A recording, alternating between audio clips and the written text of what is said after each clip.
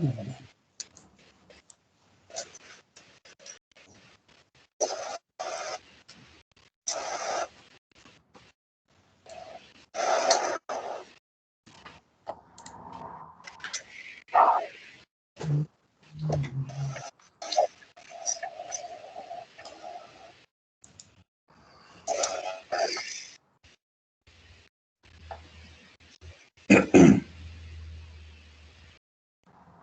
at that, Sue?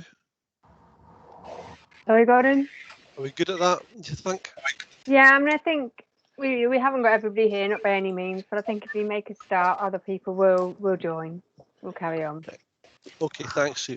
Good afternoon, everyone, and welcome to the Institute of Licensing webinar.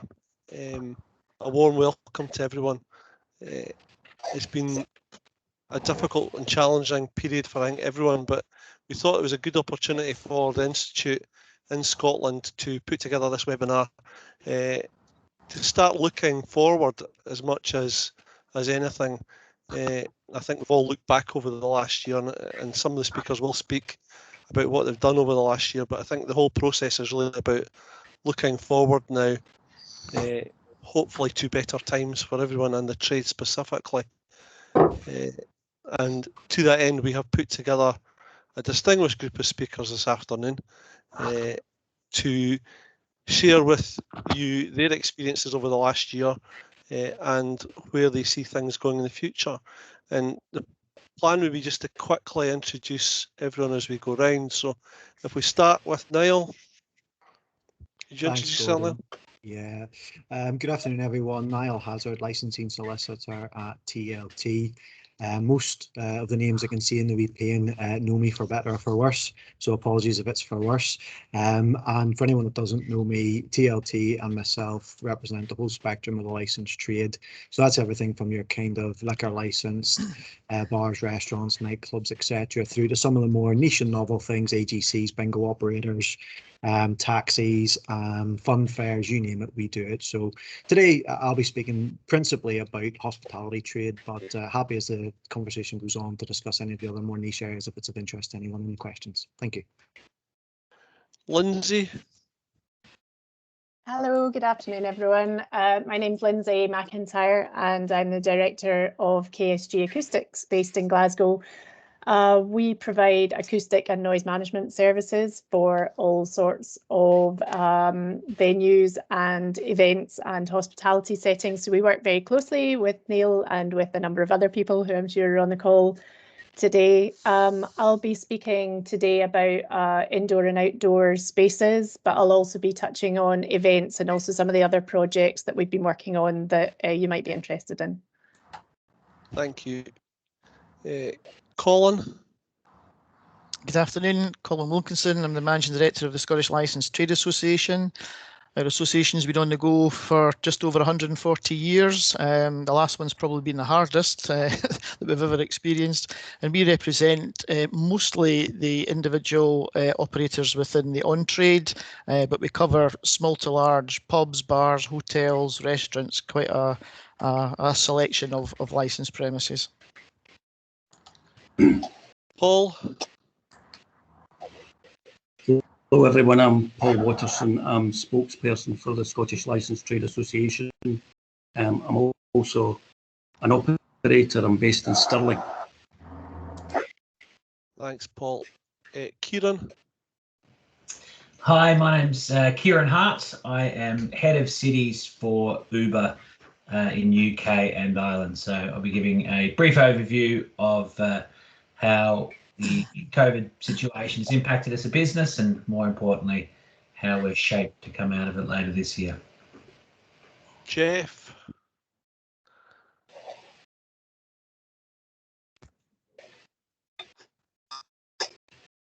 Geoff, are you managing this?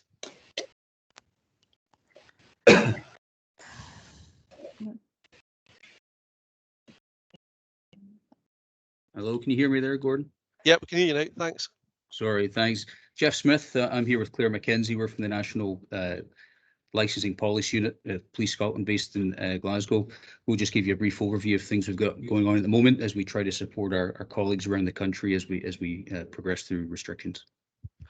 And last but not least, Sue, you want to introduce yourself and introduce maybe the Institute and a little bit about what we do? I should have asked you that in the first place. Thanks, Gordon. So Sue Nelson, I'm the Executive Officer for the Institute of Licensing. The Institute of Licensing is a professional body for licensing practitioners across the UK. And we've been running a series of reopening and recovery webinars since March. It's been very, very collaborative with lots of other organisations, and I think this webinar today is quite illustrative of that.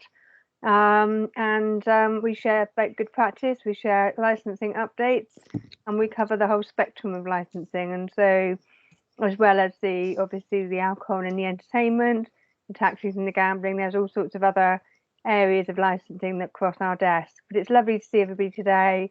An absolute pleasure to host a webinar like this, which is designed to bring everybody together to help support all of us in coming out of COVID and into recovery. Thanks, Gordon. Thanks, Sue. And I should have probably introduced myself first and didn't do that right at the outset. I'm Gordon Hunter. I work for Edinburgh Council as a regulatory officer, dealing mostly policy type work at the moment, and I'm the interim chair of the Institute in Scotland currently. It's been a difficult year for us, it would be fair to say, and we haven't done as much as we possibly could or should have, and this hopefully will be a springboard to getting the Institute up and running properly in Scotland again. So I welcome you all this afternoon. Quick couple of housekeeping rules. After each speaker, we would plan on dealing with questions and answers at that point. So if you want to ask a question, we'd ask you either to put your hand up or type into the chat. That way we can monitor and make sure everyone gets an opportunity to have a say or ask questions that they want to ask. Sue's going to monitor the chat and the hands up. In relation to mics, if you could mute your mic, that makes it easier for background noise and means that there's less feedback on the presentation as we go. So we'd ask that you mute your mics. And we would ask that you all have a good afternoon. Hopefully we've got some interesting speakers this afternoon that will make it worth your while to have taken up your precious time to spend with us this afternoon. So thanks very much for joining us. And I'll hand over to Niall to take us through the first session if you're ready to go, Niall. Yes, thanks, Gordon. I'm ready to go. Apologies in advance. After I arranged with Sue that she would host the slides, I've realised that I'm probably going to be doing the full Downing Street briefing next slide, please bit. So that wasn't intentional, but apologies anyway.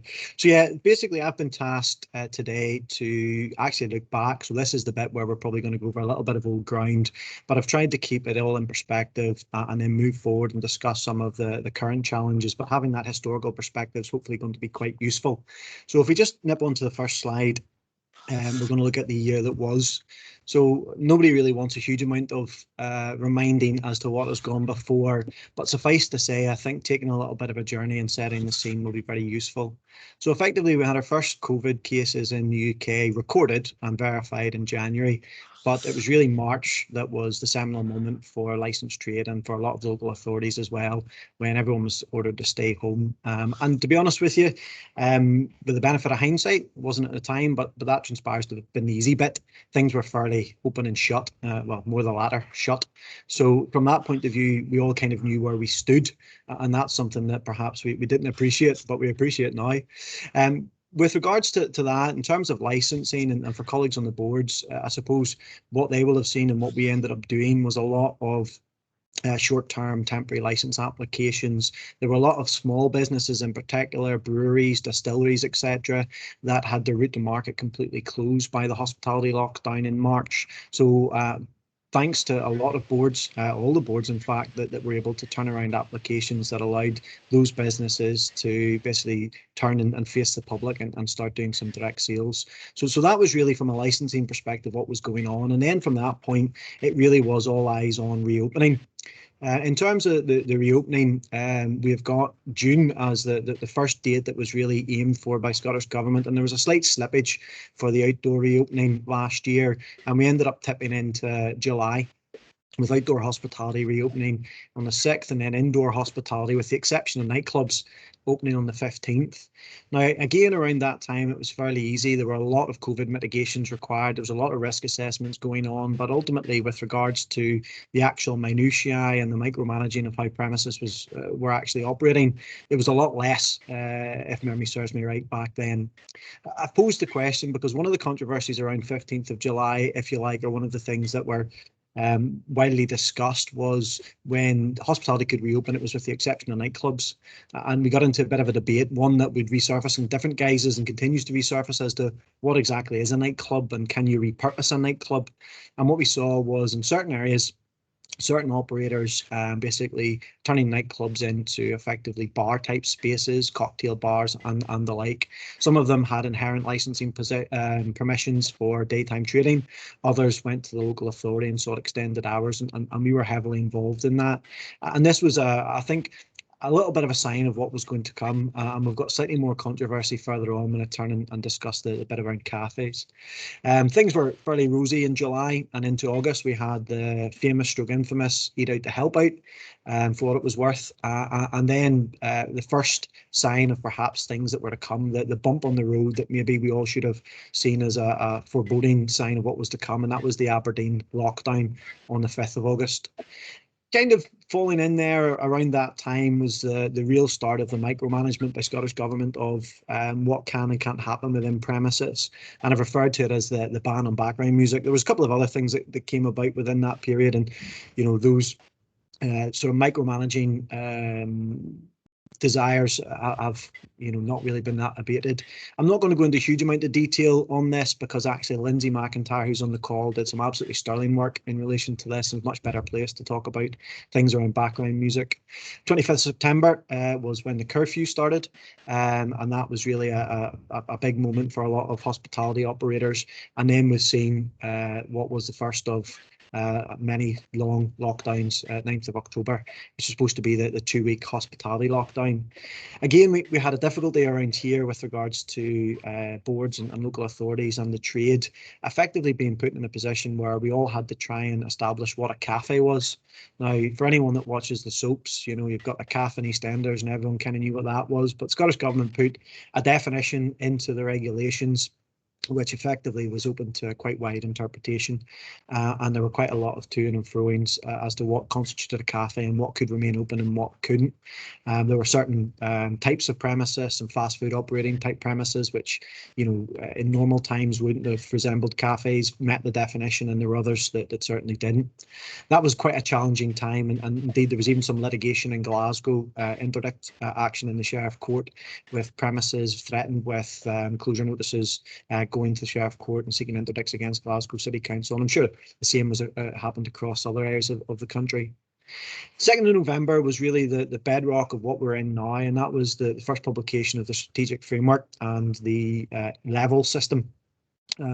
Something which stays with us now, albeit the detail has changed. Again, we've had lots of other definitions coming out, and I'm sure Paul and Colin will touch on some of these in their discussions around some of the challenges for the trade and some of the decisions made around drinks only pubs, and how that impacted on the funding, whether you could open under restrictions, or whether you ultimately had to remain shut.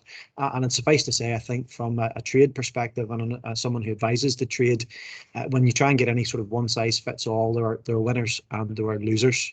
Good news on the horizon in terms of 12th December. Lindsay again will speak to this perhaps, but the background music ban was eventually lifted, and we have some discussion later in my slides about background music generally. 26th December, mainland Scotland moved into enhanced level 4 for 3 weeks. But as far as hospitality operators are concerned, that really lasted until the 26th of April, in reality, when outdoor hospitality reopened. And in the meantime, prior to reopening, we had the latest iteration of the strategic framework, which I will come on to on the next slide, if that's okay, Sue. So in terms of the strategic framework, I'm sure everyone on this call will be to a greater or lesser extent familiar with this. But again, just to draw out some of the discussions around it, it hasn't been without its controversies. So in relation to the level system, obviously there's a couple of issues here. The first is that it is localised, and I know everyone on this call will be hugely familiar with this, but I think in terms of the way in which it's been implemented and a lot of the discussion around it, there was a general perception I picked up in the public that Scotland in this latest stage of reopening in 2021 was England plus, a couple of weeks, and a lot of the media coverage, etc., perhaps glossed over the fact that there was a huge amount more nuance to the Scottish position. And in terms of what we were really interested in advising the trade was around the restrictions on hospitality generally, and then all of the things that are associated with hospitality. One of the controversies, I suppose, in relation to what can and can't happen surrounds life events and events, and that's something which I've got a couple of real life examples, anonymised of course, later in the slides, but I don't plan to dwell on this for particularly long because I anticipate if you're anything like me, you'll probably be looking at this and or the strategic framework and the guidance on a near daily basis. So the first slide that you've up here basically sets out some of the rules. These do change. These sometimes change without warning. Sometimes these change on Friday at 5 p.m. And if we go on to the next slide. Sometimes they change with little or no intimation to the relevant sectors. A very recent example of this was last weekend.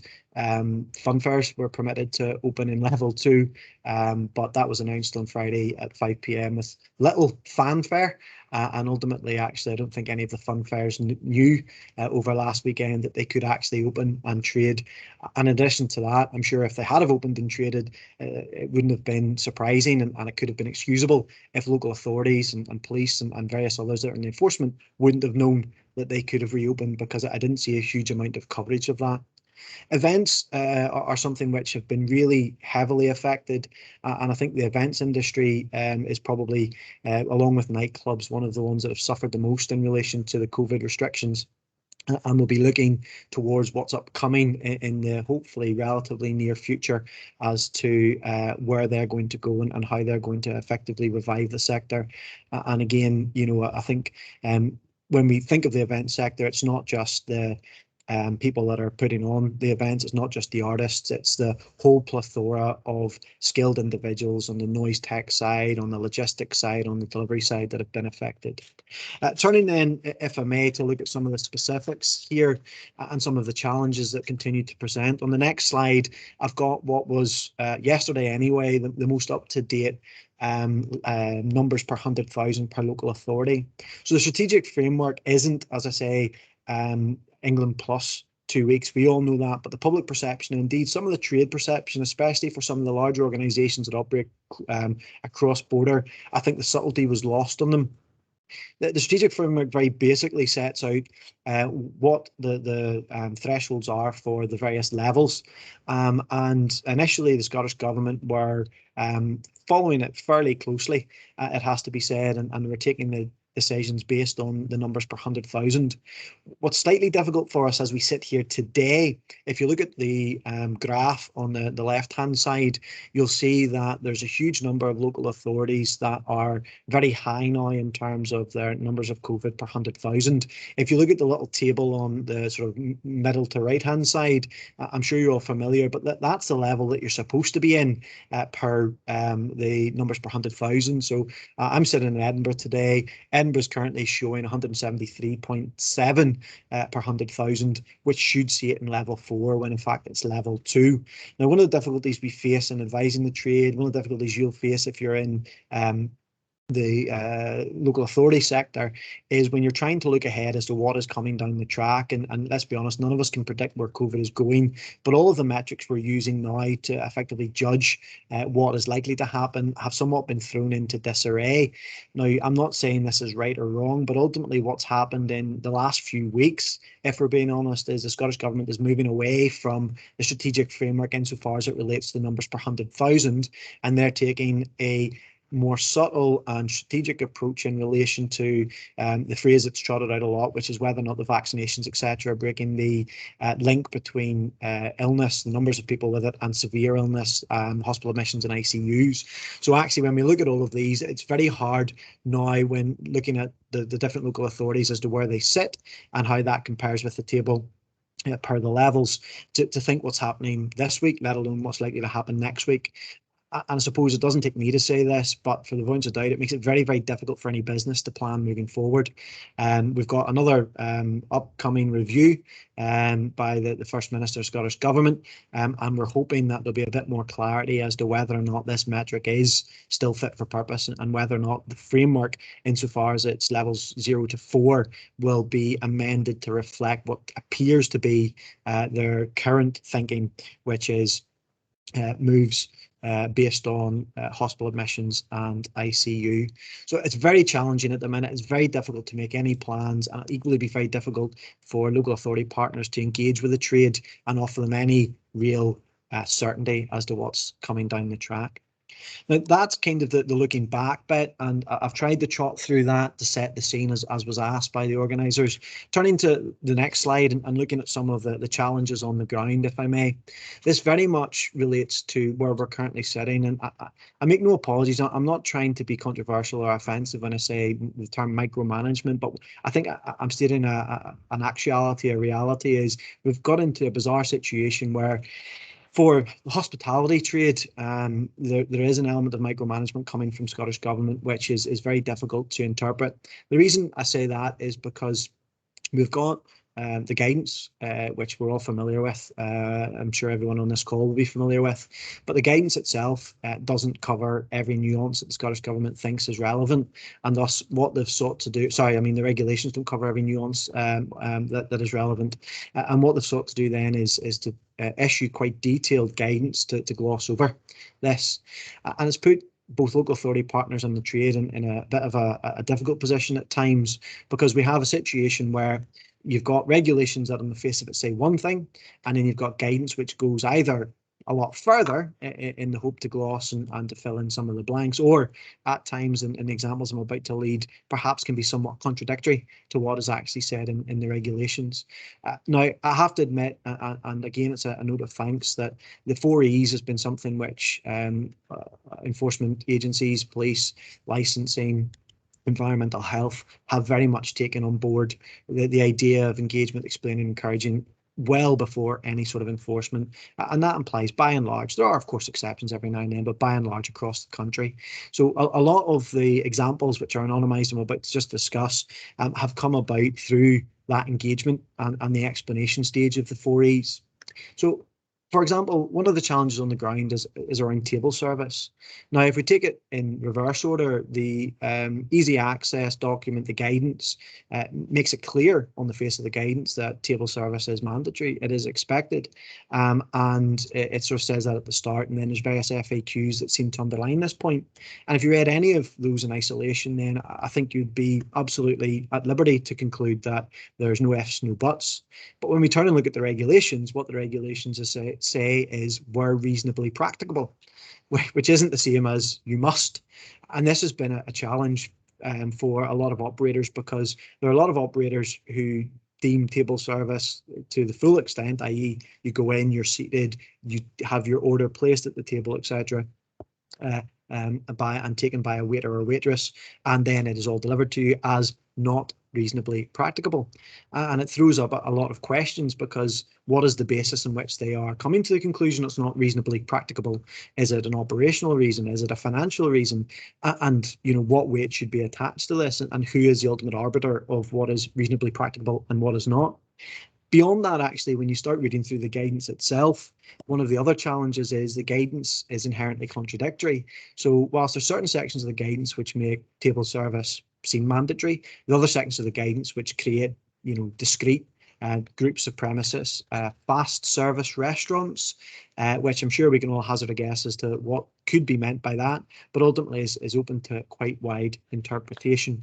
So that's one of the challenges. Similar theme is in relation to background music. Lindsay, as I mentioned, best placed to give you the history on this, but we've got a whole host of steps to go through if you're on the trade side to basically put on background music. And it's bad enough in some respects if it's going to be recorded background music, jukebox or playlist, etc.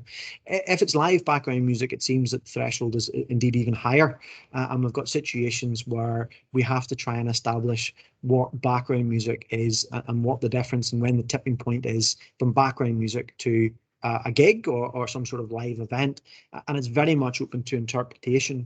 Now, a lot of operators are trying to deal with this through setting up their venues so as not to have a theatre style towards any stage, go through and make sure that the levels are all set correctly, of course, very basic stuff, have limited numbers of performers, have it acoustic or low amplified where possible, etc. But again, we have difficulties in just the general interpretation because ultimately it is heavily reliant on the guidance and background.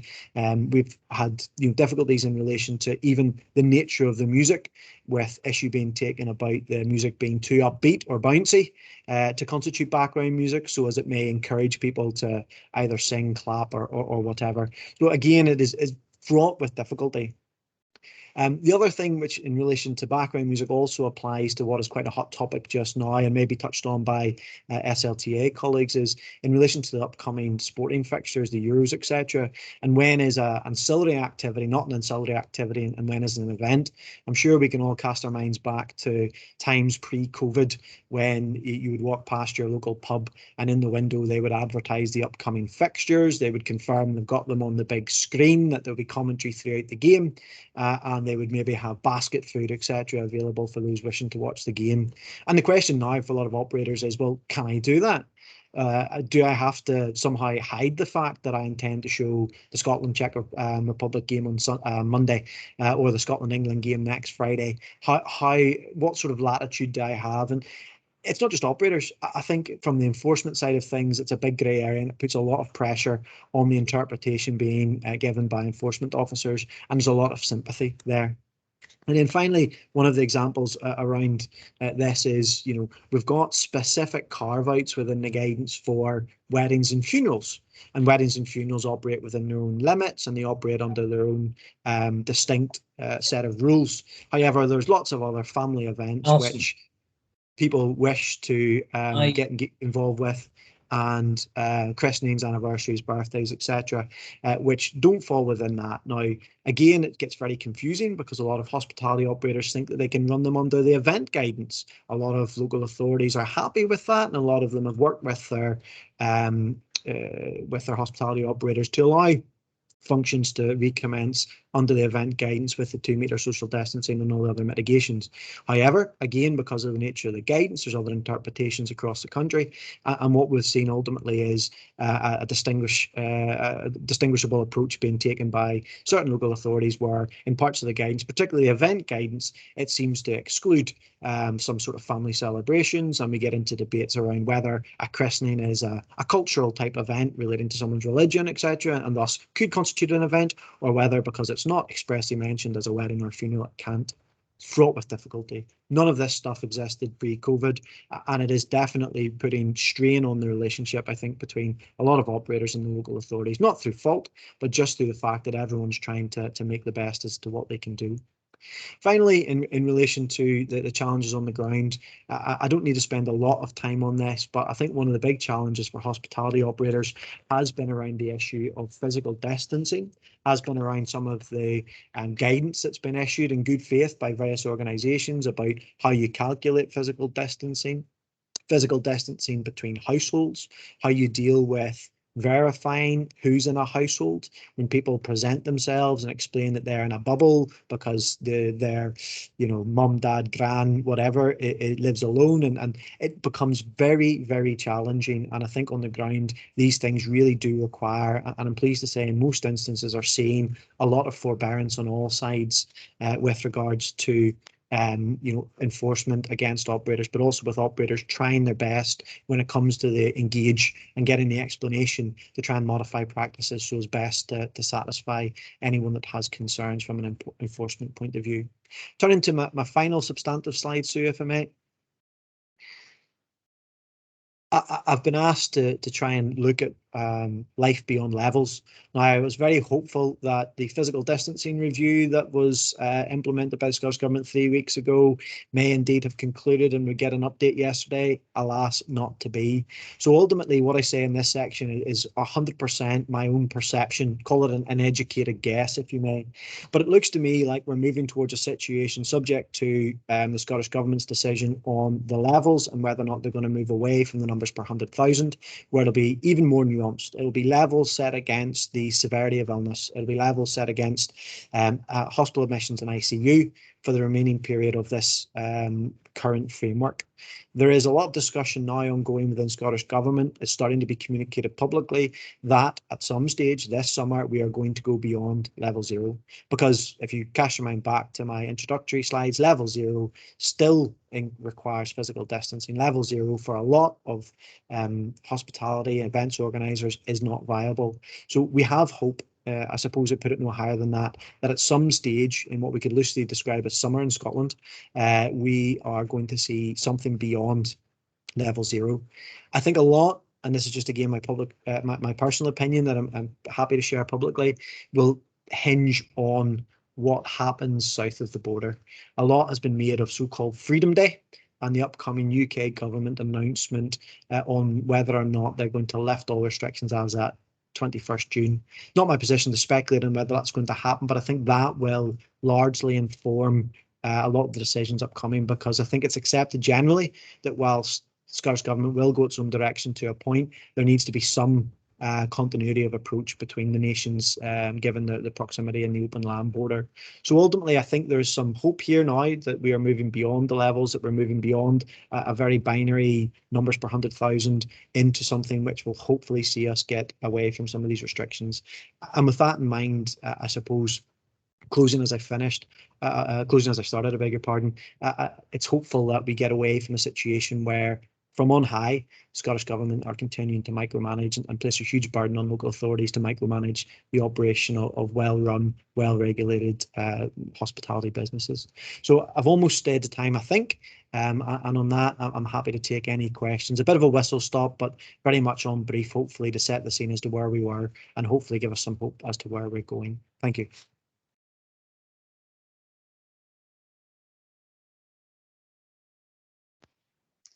Thanks, Niall. Has anyone got any questions for Niall at this stage? There's nothing in the chat, Gordon. Excellent, thanks. At this point, we had planned to have a break, but I think given that we only started half an hour ago, the plan would be that we'll just keep going.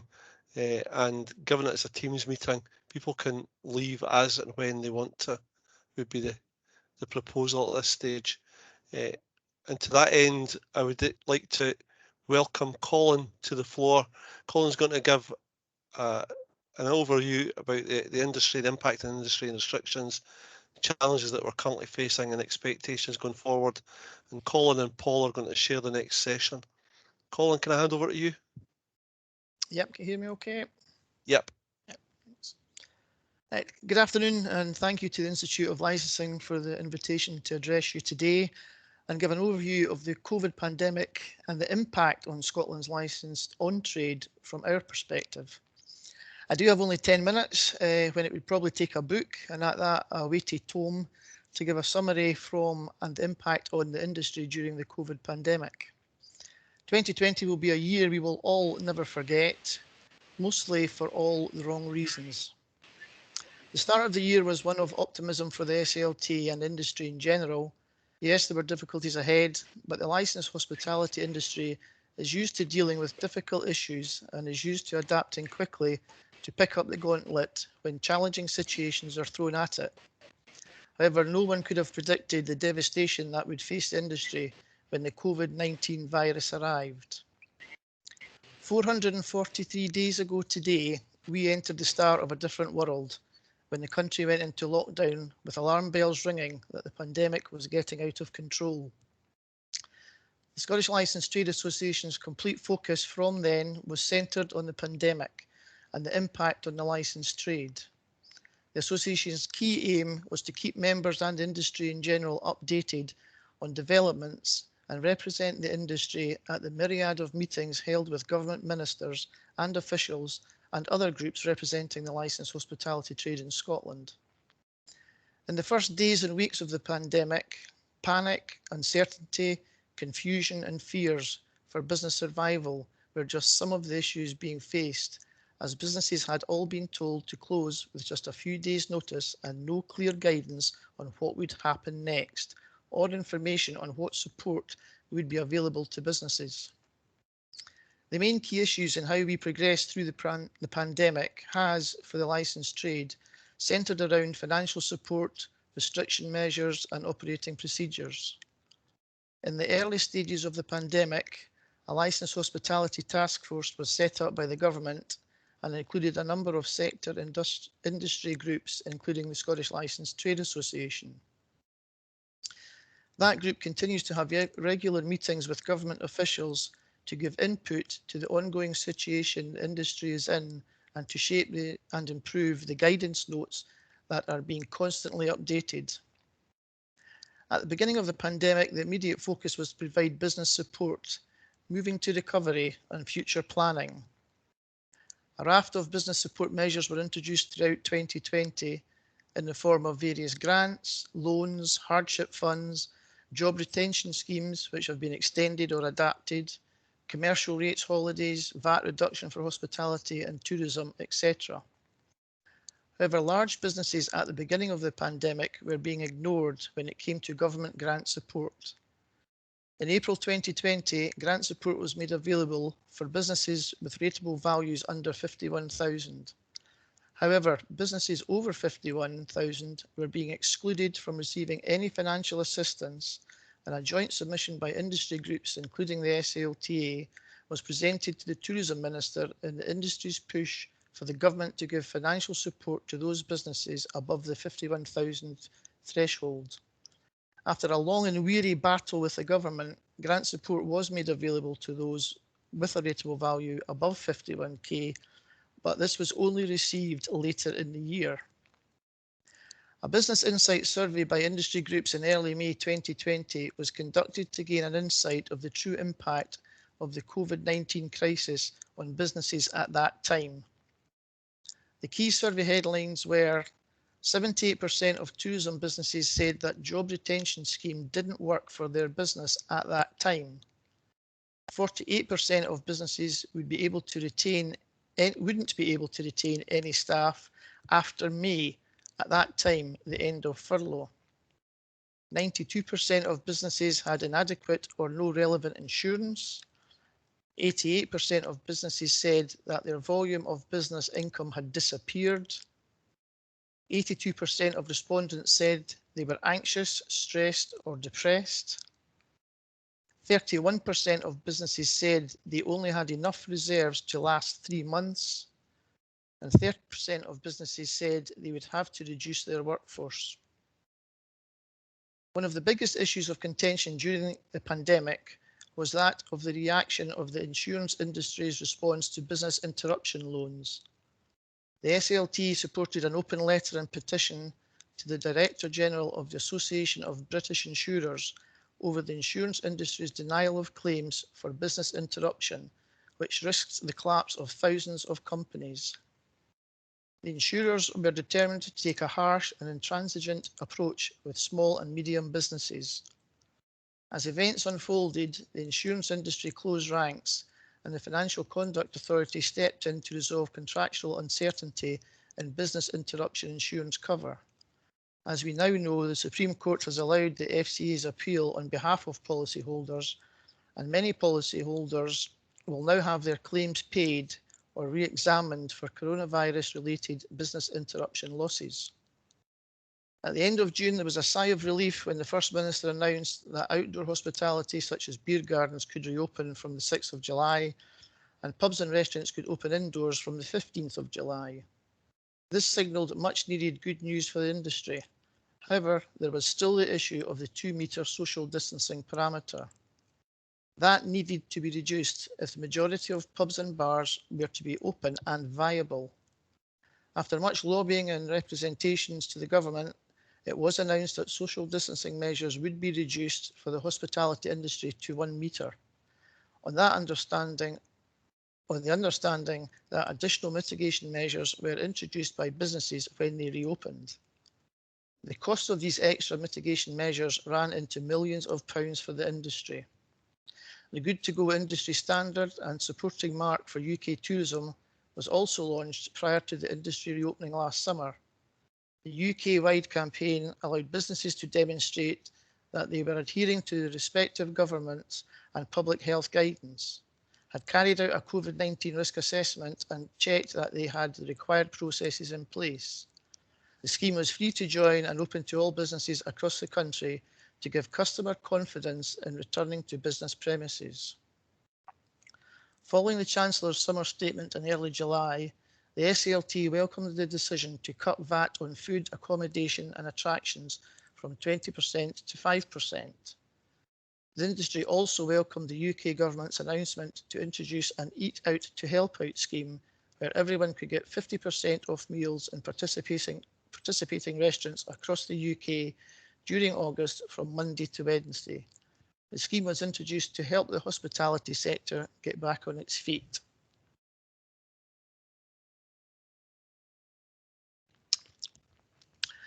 The reopening of the sector in July raised hopes that life would begin to return to some form of normality, and the comeback of the sector had begun. However, this was short-lived when in August the First Minister imposed a lockdown in Aberdeen following an increase in coronavirus cases in the city. By September, further closures were forced on the industry in certain regional areas, and in others, curfews for the licensed trade were imposed. By the beginning of October, further heavily restrictive measures and closures were introduced as the trade faced a doomsday scenario.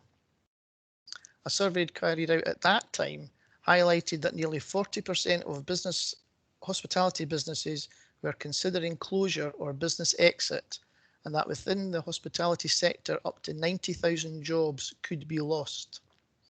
When the industry reopened after the first lockdown, and with the then restrictive measures in place, it was estimated that 2/3 of hospitality businesses could still be viable, but only just, with 1/3 of businesses unable to open.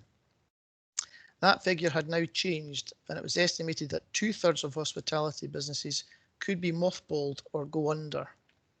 Over 50% of jobs in the pub and bar sector could also be lost, which would have a particularly deep impact on the employment of young people, as over 40% of staff employed are under the age of 25. A new 5-level strategic approach was introduced at the beginning of November to suppress coronavirus outbreaks across Scotland. It was hoped that the new proposed framework, replacing the recent series of sudden announcement, often made at very short notice, would go some way towards helping businesses plan ahead. The introduction of a strategic framework was appreciated and appeared to simplify many of the measures in comparison to those previously implemented. But fundamentally, the framework remains unrealistic and unviable for many businesses, even those in levels 1 and 0, with the Achilles heel for our industry, social distancing measures greatly restricting our capacity.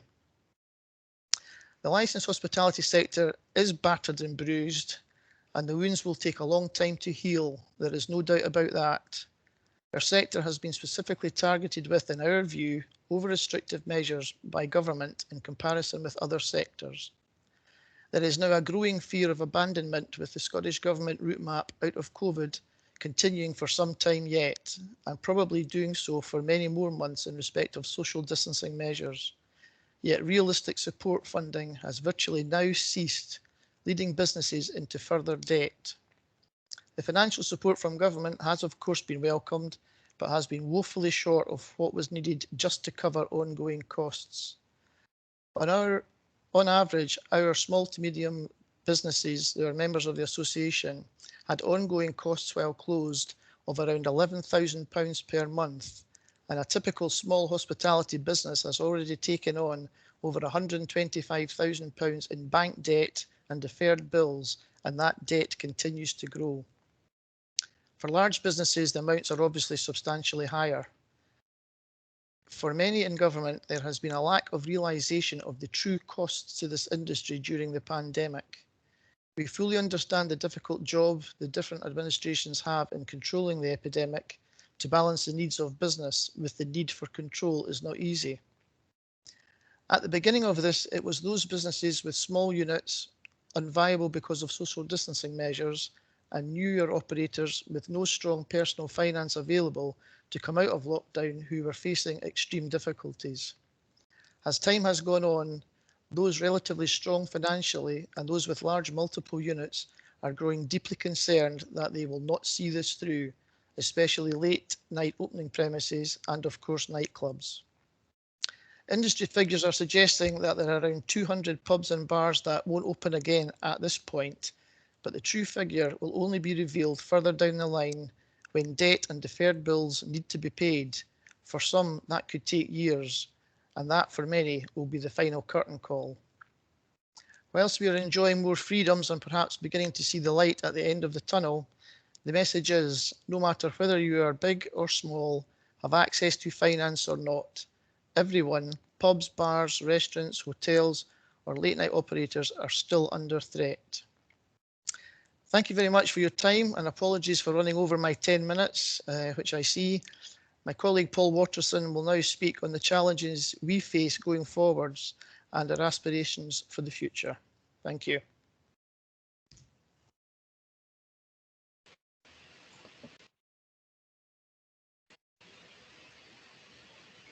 Hello everyone, and many thanks to the organisers of today's webinar for the invitation to talk to you today. And I talk to you with concerns heightening for the very future of our hospitality industry. As Colin said, an industry that is battered and bruised.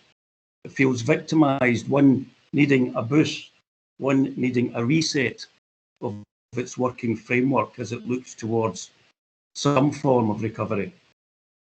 I don't propose to look into a crystal ball and talk about unachievable solutions, but some pragmatic steps politicians can take relatively easily to get our industry back on track.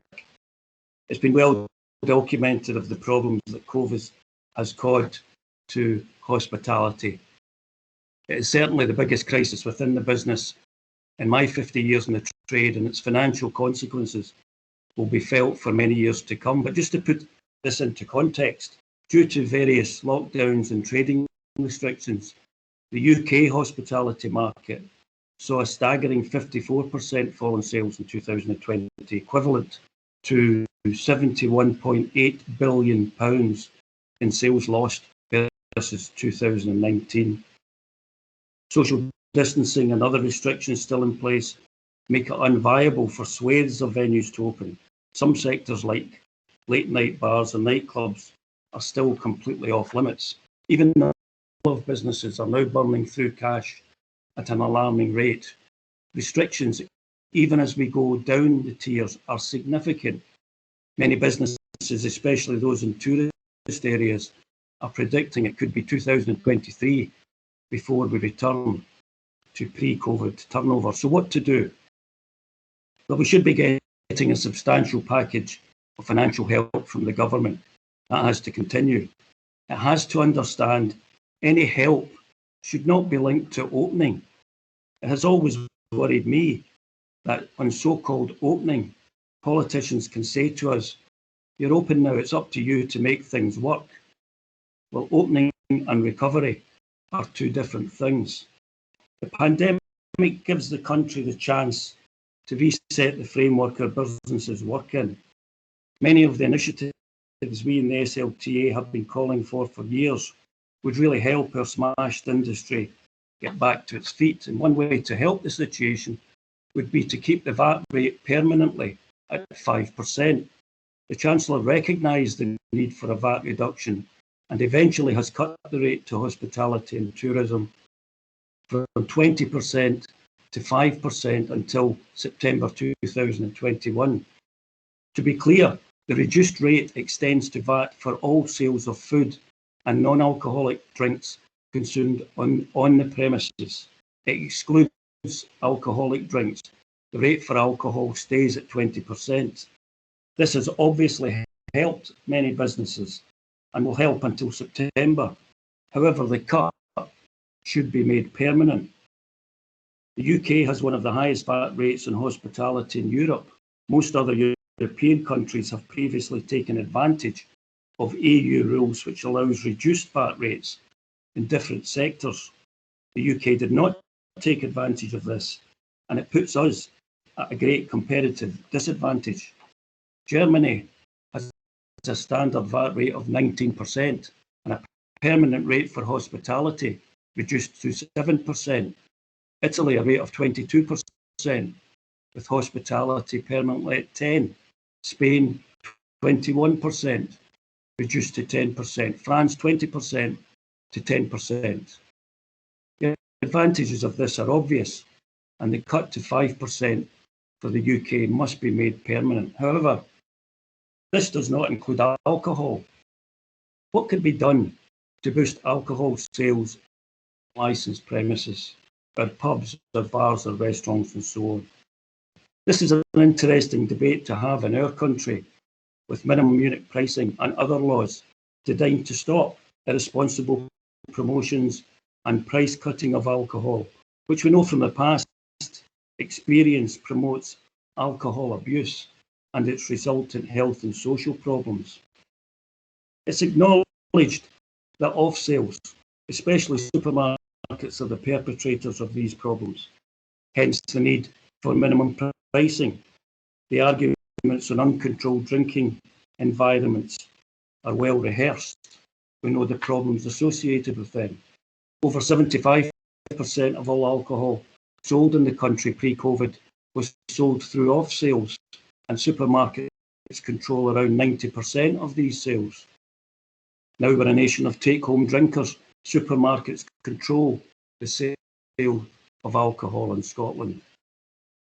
Brexit opens up the opportunity to reform our alcohol duty system and cut the alcohol duty in on-sales premises and raise the duty in off-sales. This was not permitted when we were members of the EU. Analysis by the Social Market Foundation, which is a leading cross-party think tank, sets out how this reformed alcohol duty could boost pub sales by 100 million pints a year, thereby providing a financial lifeline to licensed hospitality. The analysis also shows it reduces harmful drinking. The Social Market Foundation modelled a 75% discount on alcohol duty in the on-trade, offset by a 34% increase in alcohol duty in the off-trade. This ensured the whole scheme is revenue neutral, something the Chancellor has said must underpin any reform. Translated into prices, a pint of beer in the pub would fall by about 36 pence or 10%, whereas the cost of a can of beer from the supermarket would rise by 14 pence or 15%. The SMF say such a change could reduce harmful drinking.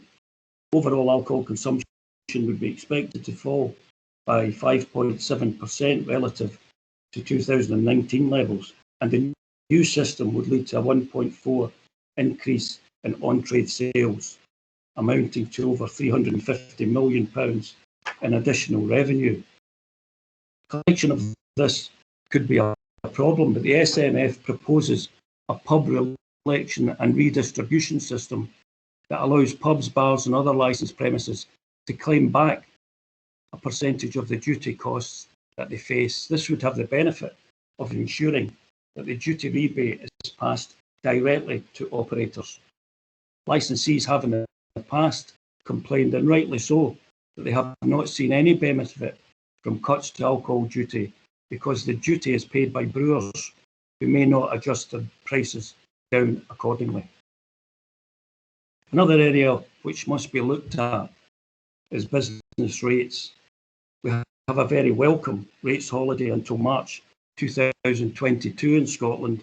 However, we should be looking at the rating system and radically changing it as far as licensed hospitality is concerned. Make no mistake, rates is the biggest headache the vast majority of licensed operators have. Time precludes me rambling on about this subject, which I've been doing for years. But the basic facts are, no matter what the assessors tell you, the basic facts are that we are rated in turnover, which is an entirely different method from other businesses.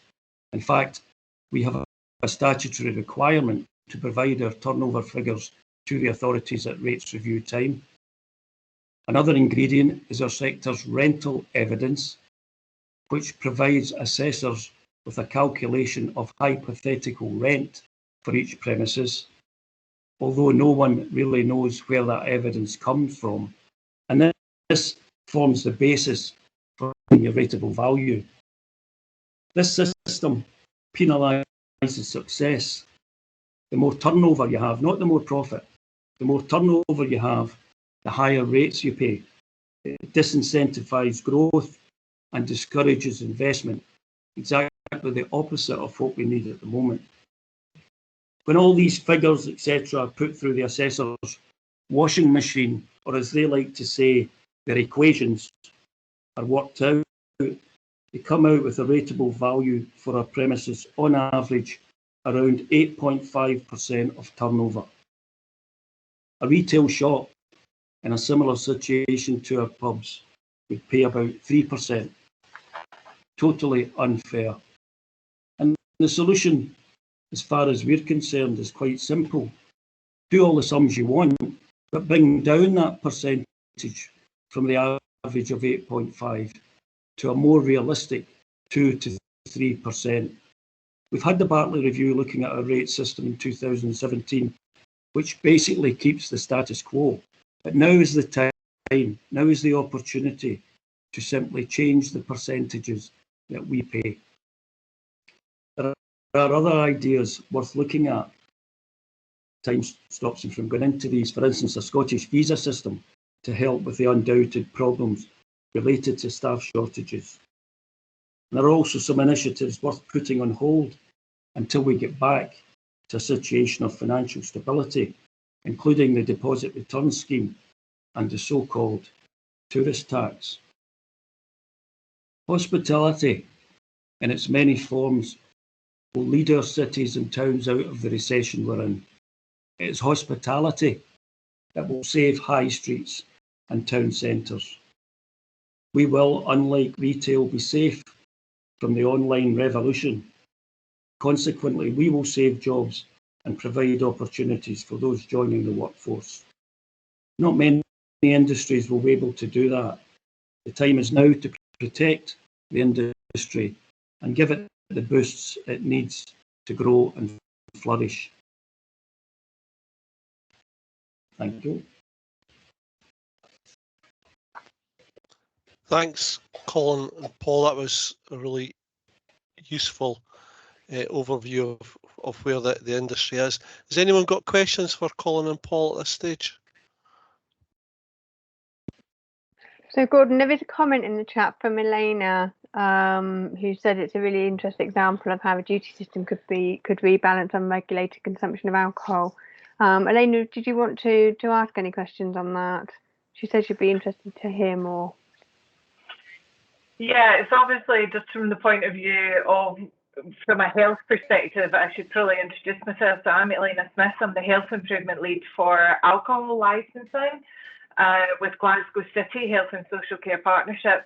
And obviously in Glasgow, we have always had a concern about the real imbalance that we have, where most of the consumption is off trade and it is driving alcohol harm. And we recognise that a regulated environment such as hospitality is a good way to show a reasonable approach to the consumption of alcohol. So having duty alongside that, as well as a way to try and rebalance that, it's certainly an interesting concept. And I just wonder, I know that there is a lot of consultation going on at national level on the various duty systems, and has anybody put a response into that consultation?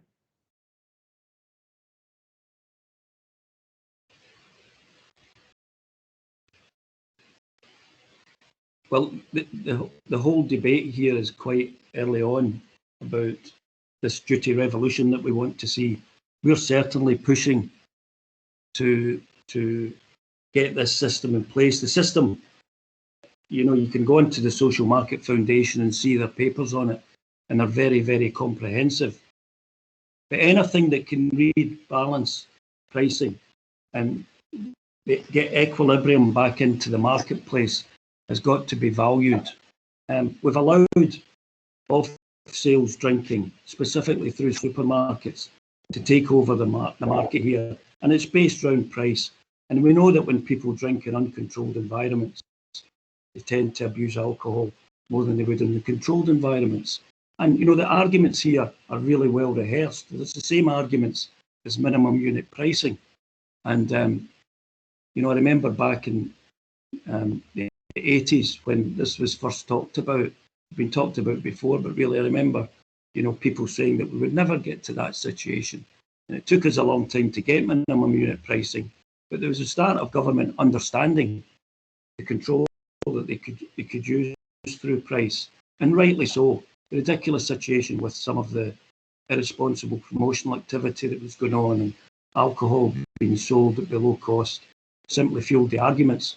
So, you know, certainly this is Westminster, of course, for this one, but there's a really strong argument that duty should be used in this way, and it would, you know, it would obviously help get us out of the situation we're in when you look at the difference it would make to our turnovers. Thanks, Paul. Have we got any other questions?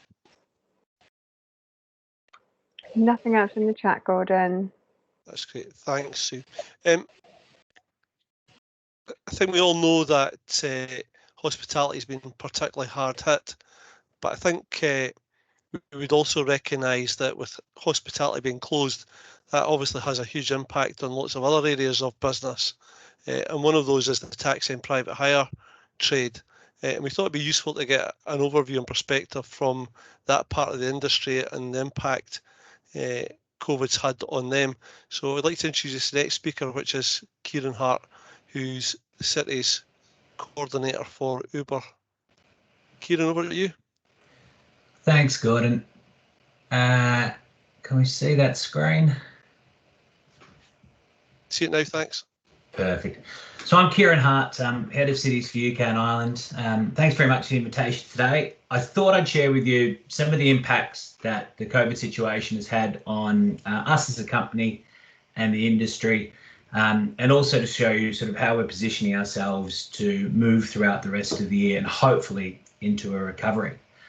So Niall had a great slide before with some timelines around the COVID crisis. If I can take you back to early 2020, I was trying to get some information, some news about what this all meant for me, but unfortunately, and in typical sort of Uber style, it all rather landed on me much earlier than I was hoping for. So 13th of February, the first person confirmed to have coronavirus in London decided to take an Uber to the hospital. So I know I should be grateful for choosing Uber as their first transportation option, but it was rather something I could have done without at that point, and certainly changed the rest of our year for us. So it had us really working to get our heads around what we needed to do, specifically with dealing with public health authorities, and especially in the sort of the supporting the contact tracing.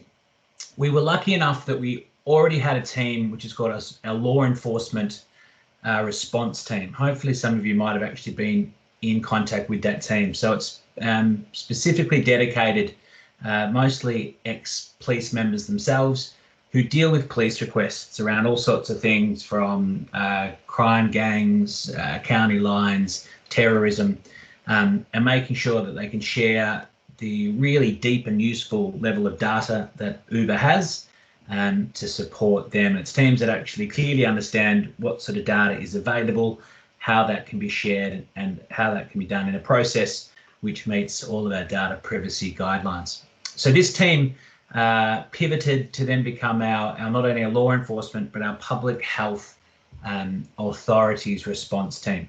So the portal there, the alert.uber.com portal, allows public health authorities to come in and seek information to help them with contact tracing.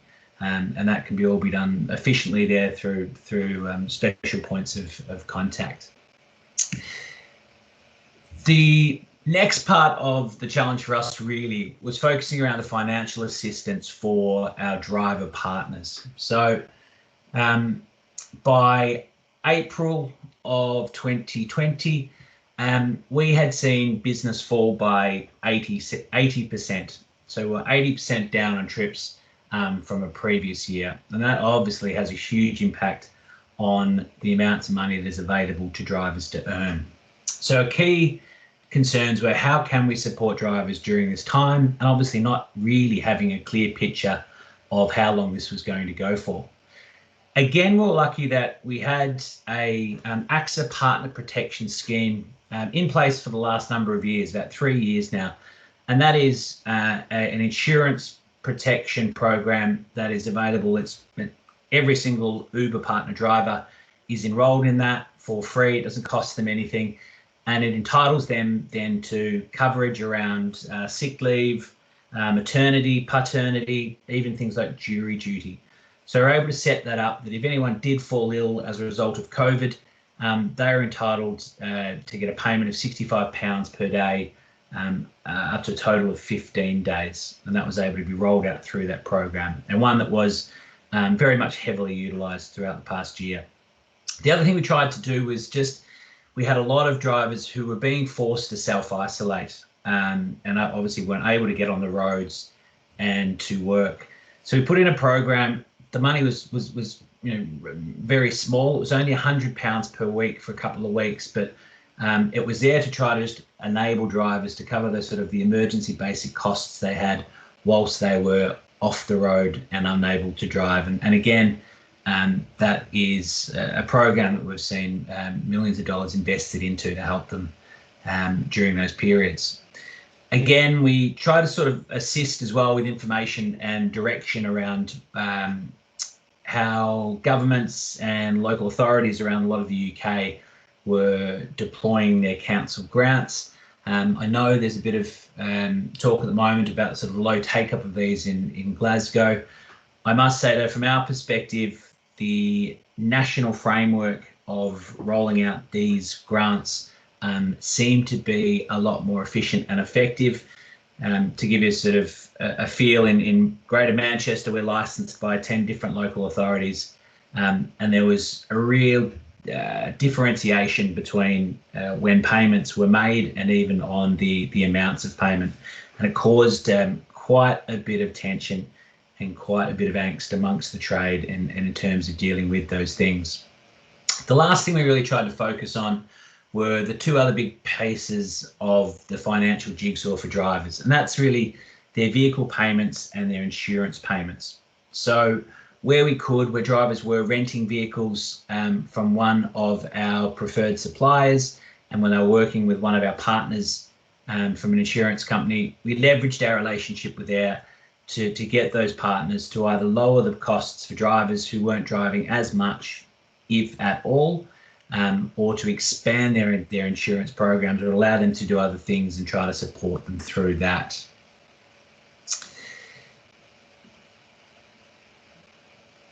Oops, sorry.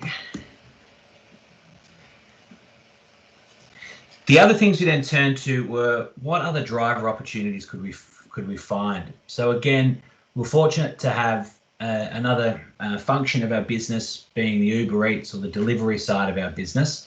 As our private hire business was nosediving and going down to under 80% of trips, the Uber Eats business at the same time was actually growing probably just as rapidly. So that business, delivering food from local restaurants, has grown more than 100% in the past year. It was already growing pretty significantly.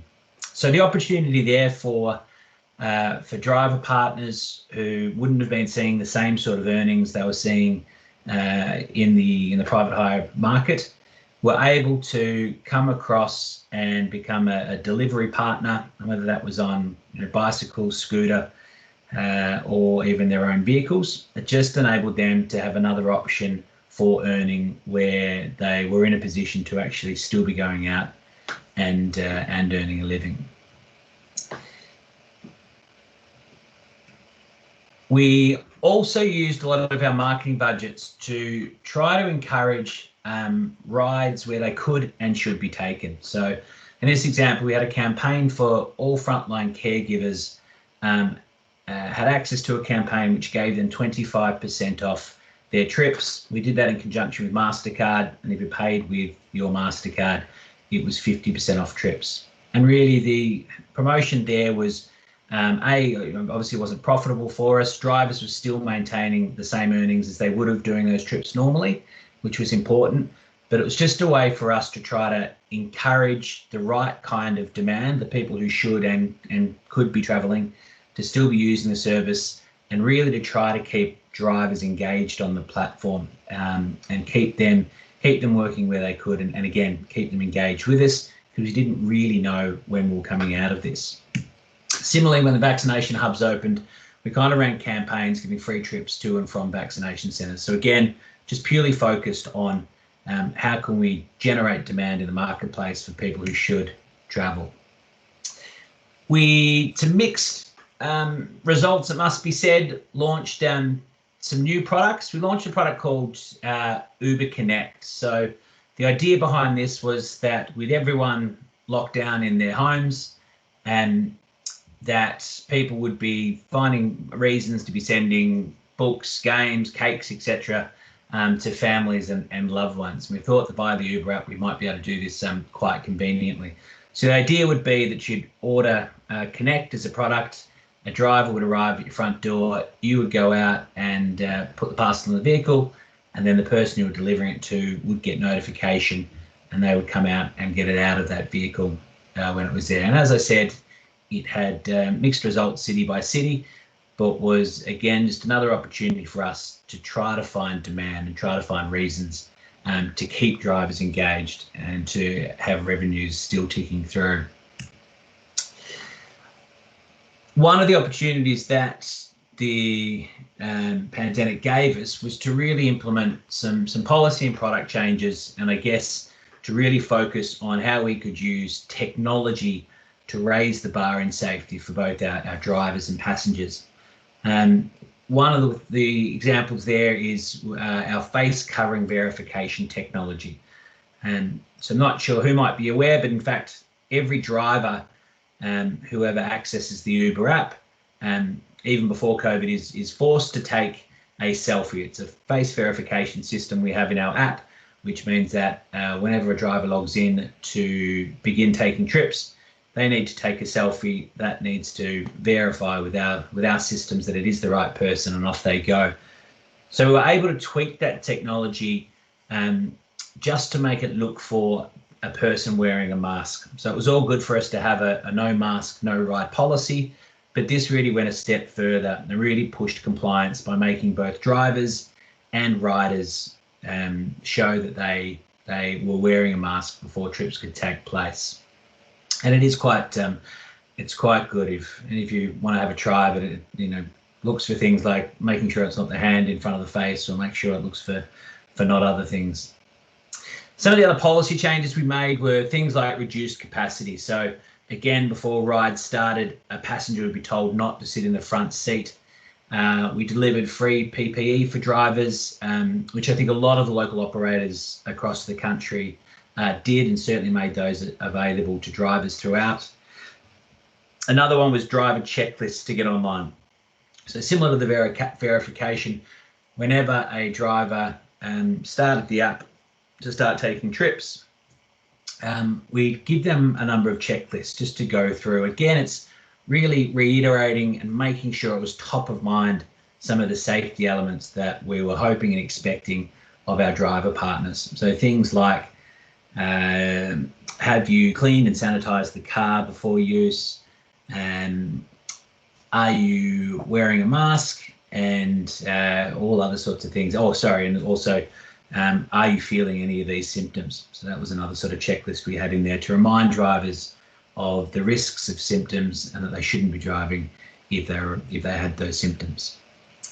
The final point there was that we invested a lot in remote support channels. So it obviously didn't make sense to be bringing drivers into our offices en masse to get support.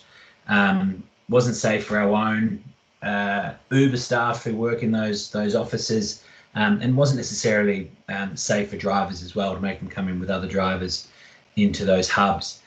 So we were able to move a lot of that support to online. So whether it be phone support, whether it be in-app support, or whether it be some of the FaceTime video support, we're working with drivers now. And I think one of the upsides for this has been that's been really well received by our driver partners, and it actually has a lot of benefits for us. So in terms of for drivers, they don't have to drive all across the side of town to come in and speak to someone to get things fixed. They're able to be, pick up their phone and get that same kind of support wherever they are.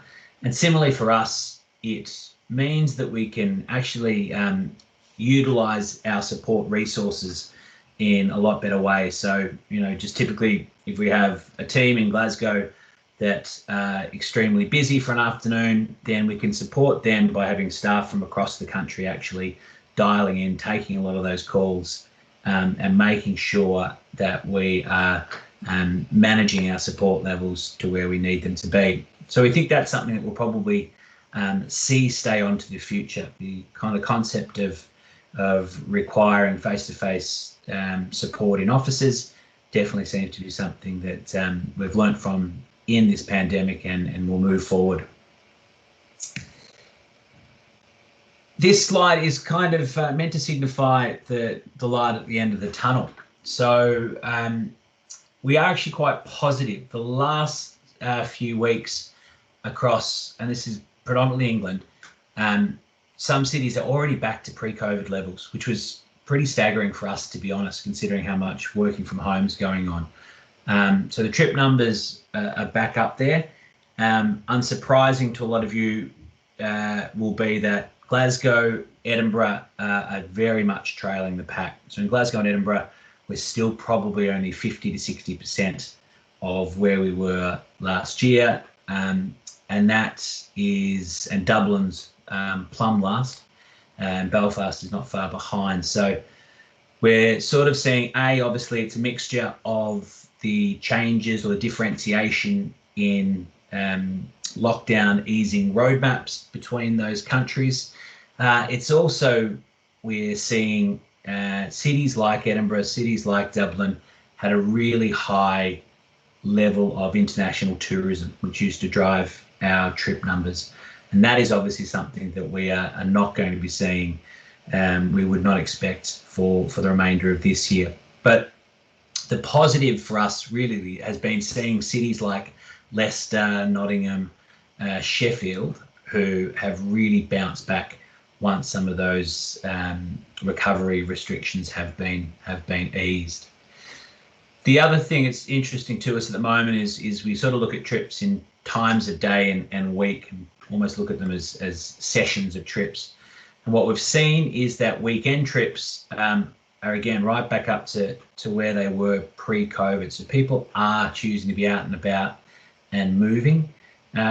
Interestingly, we're seeing weekday PM commute times roaring back. And we don't really have a strong hypothesis on that yet, considering that we would have assumed that working from home is having a real impact upon commute times.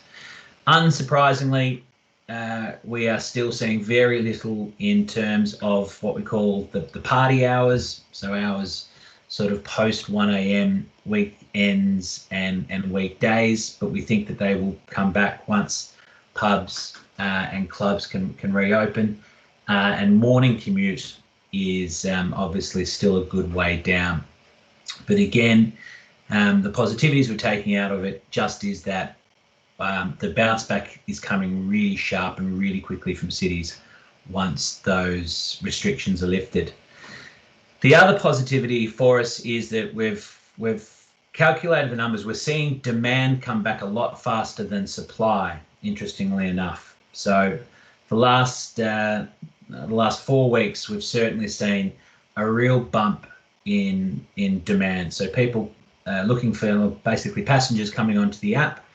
We haven't actually recovered driver numbers to where they were yet. And I think the big unknown for us at Uber is just what's the mid to the long-term impact of the pandemic on the industry. How many drivers have actually just decided to either bring their retirement forward, or in the middle of the pandemic, they've gone and found other work and they're going to stick with that. So it's something where we're closely paying attention to over the next few months to see what we can do.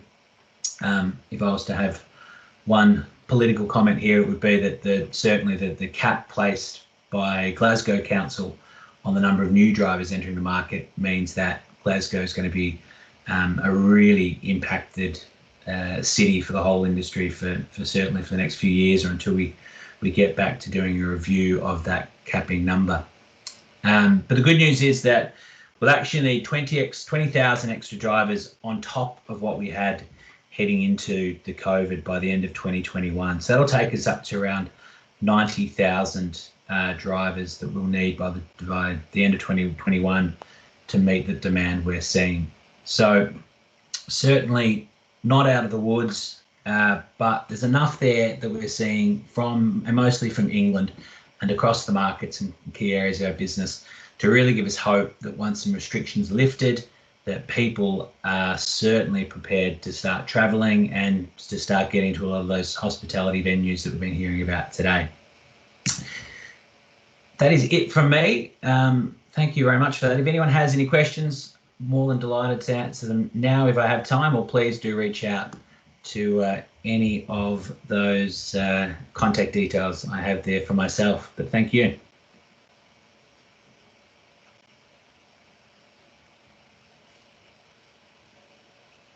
Thanks, Kieran. Has anyone got any questions for Kieran? Alana. Nothing on the chat, Gordon. I think our speakers are doing too well answering the questions before they're asked. I think Alana's got a question there. Yeah, sorry, Gordon.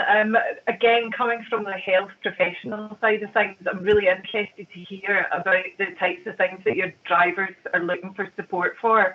I know that within other industries, and this is very true within hospitality, and certainly from a health side, we're looking at it, it's the mental health impacts of what's happened, and anxieties going back to work. And I'm just wondering how Uber's actually approaching that.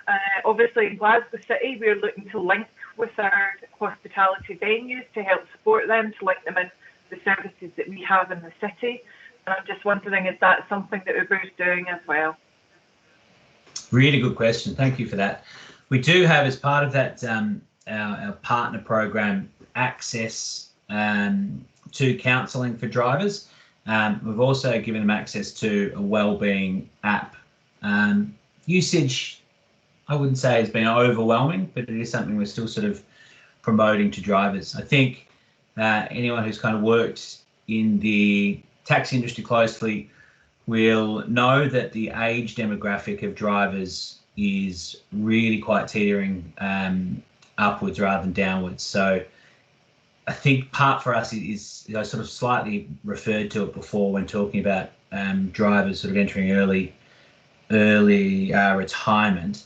That could have a significant impact on the industry. We do see an over-indexing of older drivers in the industry. So I think, yeah, trying to work with them, trying to provide them solutions that they're prepared to use, and I'm not sure an app sort of service is necessarily hitting the mark for them. But we have certainly been hearing some of those stories, and there's been some really horror stories about sort of some of the drivers have been put through in terms of being on the hook for vehicles and licenses and just not being able to earn. Thanks, Alan. Thanks, Kieran.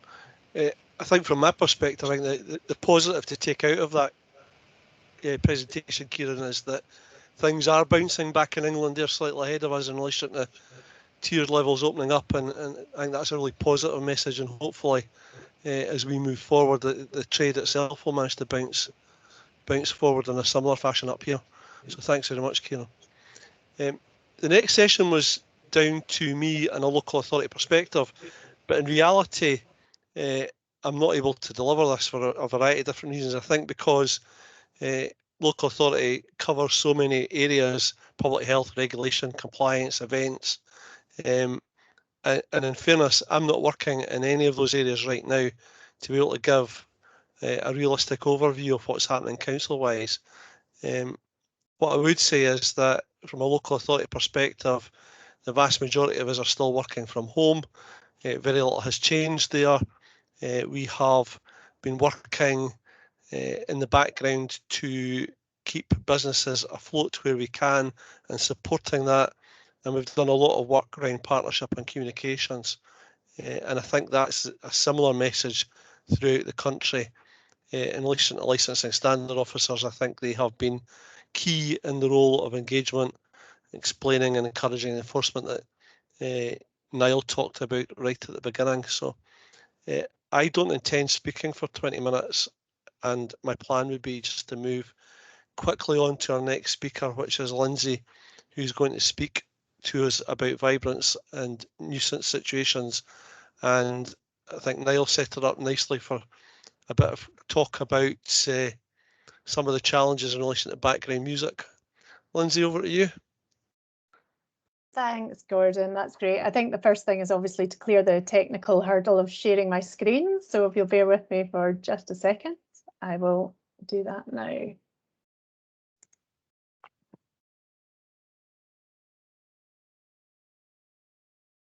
Okay, I'm hopeful that that you can see my presentation. Okay, Gordon, can you maybe give me a thumbs up if you can see? That's lovely. Thank you. Yeah, all good. Thank you. That's great. Thanks, everyone. I'm not planning on speaking for too long, really, today. I just wanted to give you a bit of a chat from the noise and acoustics perspective, hopefully to speak quite positively about reopening and where we're hoping to go with this, rather than reflect too much on where we've come from. So, as I said earlier on, I'm Lindsay McIntyre and I'm a director of KSG Acoustics in Glasgow. We are Scotland's only acoustic consultancy that specialises in acoustics and noise for the entertainment, hospitality and event industry. So in normal times, we're kept delightfully busy, but like the rest of you, we've had a very, very difficult year. However, in having this very difficult time, we have used all of our experience to work with the Scottish Government and lots of other partners to try and rectify some of the things that perhaps gone a little bit awry in terms of guidance and regulations, and also to try and support all of our customers and clients through this period. So the things I'm going to touch on today are the issues that are faced by local authorities, but obviously also by operators. A briefing note, which is forthcoming from the Institute of Acoustics, of which I am a part on the Scottish branch. We're going to have a quick chat through some practical approaches to the use of indoor and outdoor areas, and also touch on events. I also want to share with you just a little bit of chat about a project that we started last year called the Quiet Project, and where we're getting to with that, and also a little bit of chat on agent of change as well. So in terms of the issues that are faced by local authorities and venue and event operators as a result of the COVID difficulties, there's been a number of these, and I'm sure they'll be familiar to you. There's been an adjustment of resident expectations after months of hospitality and event closure. People who live in the vicinity of venues and regular events have had a long period of not only just those things not operating, but also a real suppression in environmental noise on the whole. You know, obviously we heard from Kieran there about the number of trips dropping off, and that applies to all sorts of other transportation trips as well. So against a very quiet background really for a long period, and initially we'd sort of seen that as a bit of a blip, of course, but as has been explained already, and as you will be more than aware, this has dragged on for rather a longer period than we might ever have expected. And what initially was a blip of low background levels has now become almost a baseline in itself, and it's very important that we work with local authorities and Scottish Government to find a way back from that to recover our vibrancy. There's increased pressure on local authorities from previous regular complainants. Obviously, some venues and events are complained about, and sometimes justifiably, sometimes not so much. However, again, having had this period without them happening, it's led to a bit of a pushback about their reinstatement as well. Continuing suppression of background sound we just talked about. There are some other factors as well that cropped up. Obviously, people are working from home a lot more, and intermittent homeschooling as well, and people have greater expectations of how quiet it might be in their home environment and how quiet they might require it to be to carry out work and schooling tasks. Whereas before they may not have been home during the day and they may not necessarily have been particularly aware of what their acoustic environment was. Other things are going on as well. There's obviously an increased use of outdoor spaces for beer gardens, which is great, events and other activities. I was at one of my local green spaces just over the last few days and noticed that it was packed with lovely outdoor exercise classes, all of whom had brought along their own little sound systems. So there are all sorts of things going on now that maybe weren't so much before. Inside environments, so restaurants, bars, cafes, etc., having to open doors and windows a lot more to allow for additional ventilation, and that can allow a change in sound profile as well as sound comes out. Obviously, houses, there's a lot of encouragement for people to open their windows and doors as well to increase ventilation. That allows more sound in. And the increased use of parks and other community green spaces for organised events. Now, this has been a bit of a touchy subject for quite some time now, and again, people that we're speaking to in community forums are talking a lot about how important their local green spaces have been to them during the pandemic, particularly during periods of time where they've not been allowed to travel into other local authority areas. And they've become really quite appreciative of the green spaces that are around them, whether that's dog walking or getting a bit of daily exercise.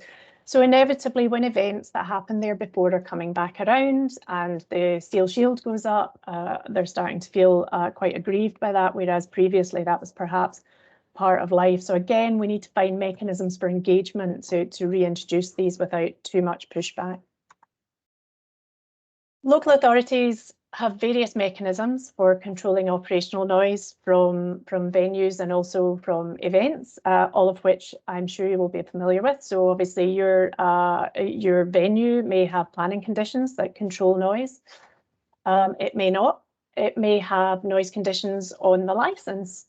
It may not. In terms of licensing conditions for noise and what's allowed, these may dovetail with things like the hours during which certain activities are allowed to occur. For example, how long a beer garden can operate for, or perhaps the types of events that you may have, or indeed the types of entertainment that you may have. And Niall obviously touched earlier on this differentiation which we're having to make now between what would previously have been a sort of background entertainment and an event itself, and that's cast it in a whole new light.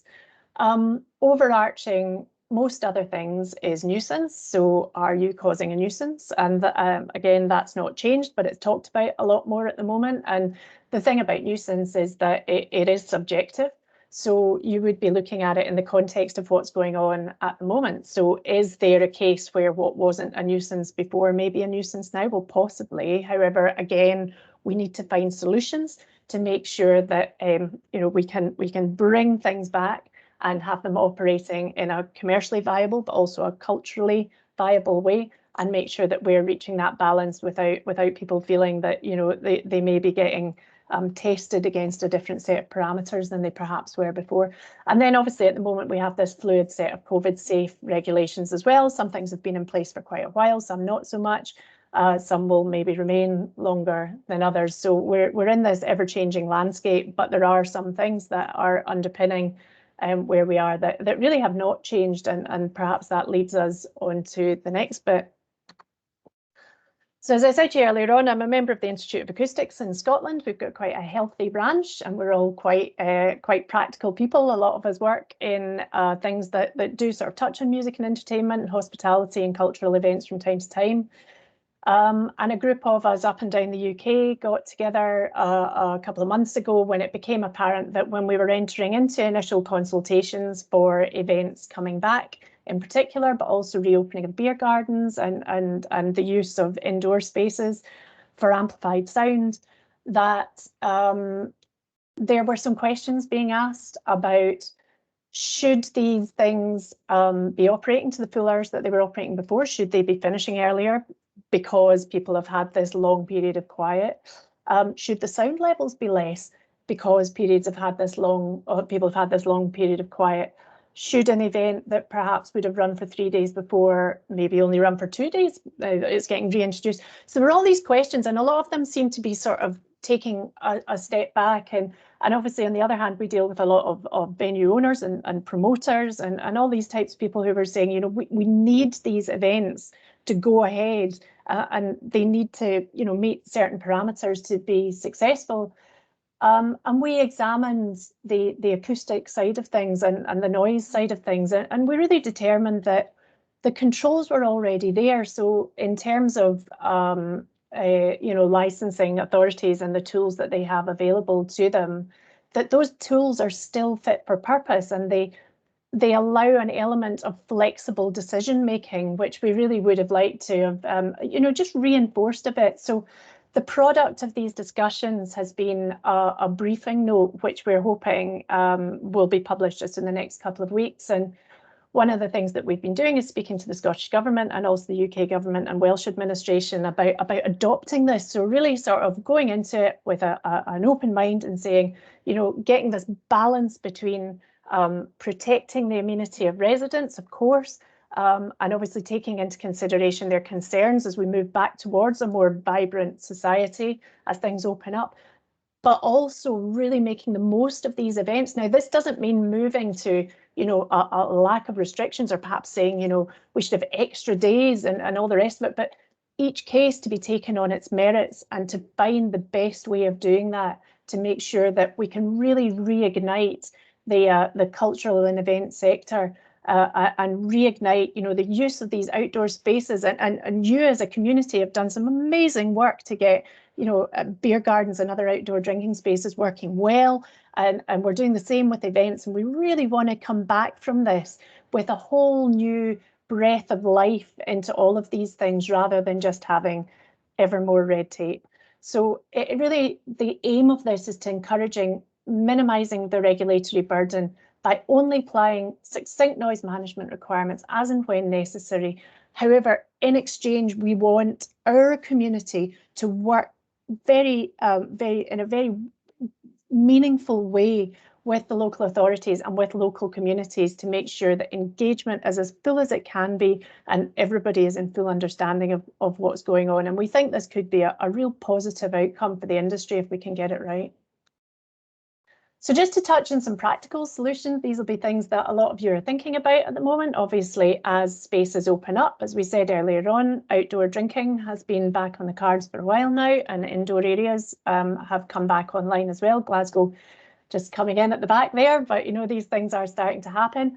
A lot of these are very common sense measures. A lot of them you'll have thought about yourself and you're perhaps even putting them into practice. But these next couple of slides are just to get you thinking a wee bit about the practical measures that you might take in your spaces, whether it's hospitality or cultural spaces or events, just to try and really make sure that everything's working as it should. So obviously the first thing is obviously to check your license for restrictions and consult your licensing department or local authority or other advisors. So, you know, people like Niall or even people like myself, if there are noise issues, to make sure that you're definitely operating within what you're allowed to do. And obviously, if you're wanting to make any adjustments, to make sure that you go through the proper channels to do that. For hospitality, we've got this 1 metre social distancing that we talked about earlier on, and we're allowed background audio. There's a whole raft of advice, and again, it was talked about earlier on. It is very detailed, but actually it's very common sense on the Scottish Government website about level setting. I'm sure you'll have seen it before. If not, there's a link in the slides, and when they're circulated, you'll be able to have a look at that. There was great discussion about the content of background audio, and recently there's been a bit of a tweak made to this to allow live sound to become part of that. I think perhaps not necessarily by design. The initial guidance had perhaps not made it clear that live sound could form part of that, and I think there was a bit of a concern that live sound might somehow be different. However, from a purely quantitative perspective, what we're aiming for with background sound is to make sure that levels are such that your customers can communicate without leaning in towards each other, which is obviously something that, you know, we've been asked by the Scottish Government, you know, to try and maintain for the meantime while those social distancing regulations are in place, and obviously to try and avoid them raising their voices too much while they're in these situations. And that's very clearly for background sound. So please don't feel restricted to pre-record. However, whatever you are doing, just make sure that you've gone through the motions and made sure that, you know, these basic checks are being carried out. For events, obviously, there's 2 metre social distancing. There's no formal limitations on performance levels subject to licence again. However, the Scottish Government, again, has quite prescriptive advice for performing arts. And again, we're talking to the Scottish Government on a weekly or bi-weekly basis about the content of that and just trying to get them to you know, have a pragmatic approach and perhaps move away from that slight micromanaging that we've seen until now. One of the best things you guys can do is identify your closest noise sensitive neighbours. Not everyone has done it. Sometimes noise sensitive neighbours are not where you expect them to be, and be prepared to explain your mechanisms for sound management. This doesn't mean necessarily turning it down. You should just be able to justify what you've done. And it would be a similar sort of thing if environmental health were to pay you a visit and perhaps ask some questions about that. You know, you should be able just to very, very clearly just talk them through what that mechanism has been. Be prepared for complaints and remember that try and respond meaningfully and engage as fully as you can. One of the things that we've been asking indoor areas to do, and again, this may sound a bit of a strange thing, but what we'd really like people to do is within their licence and also just within the local COVID regulations, start turning your sound system back on. Because one of the things that we want to avoid, even if there's no one there, one of the things we want to avoid is a sudden switch on. So if you've got an event or something that's coming up that you know is going to have a particular sound profile, just a gentle easing into that over the weeks, leading up to that, can actually just reacclimatise neighbours to just hearing a little bit of sound from you rather than it just going from off to on, and that can work quite well. We do that with festivals as well, just to build, and it's quite a nice little mechanism just to engage people with what you're doing. Please be aware that doors and windows may be open more frequently for increased ventilation. Touched on this earlier on, but just make sure that any level setting exercises that you do take cognizance of the fact that you may have that in your operational setup, and you should have a listen outside as well, just to make sure you're familiar with what your venue sounds like outside. And it's amazing the number of people I speak to who've never actually listened outside to see what that sounds like. In terms of outdoor areas, same kind of thing. Community and local authority liaison being at the heart of this. Again, identify your neighbours. When it comes to arranging tables to create adequate privacy between groups, this is quite important, because when you've got a group of maybe 6 people from 2 households or whatever we're at, and they're talking, they haven't seen each other for a while, that sound level starts to rise. If your tables round about them are quite close in or perhaps orientated facing in, you may find that they start to compete with each other. You get this general rising of sound levels. So if you can, just be cute about how you set your tables out, but just be aware that some physical measures, so I know some people have been quite creative about how they're separating groups out.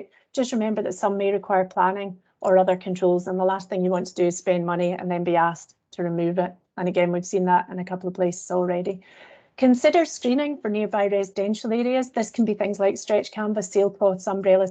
None of these things have any meaningful acoustic properties. However, they can create a bit of a psychological benefit, because if you have residents round about who perhaps have windows that look down onto these areas, not being able to see onto it is actually quite a good step towards not making a complaint or perhaps making it a bit more anonymous.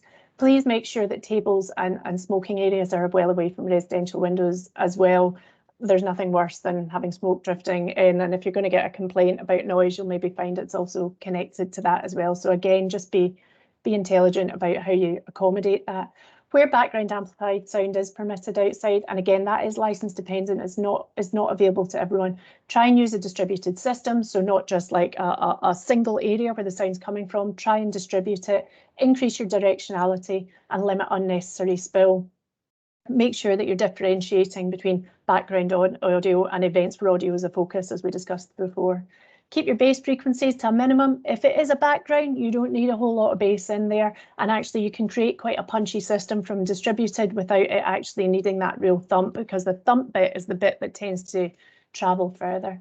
Test the ability to hear and be heard at individual tables prior to opening. Get your staff to try it out. Check that they can speak to each other.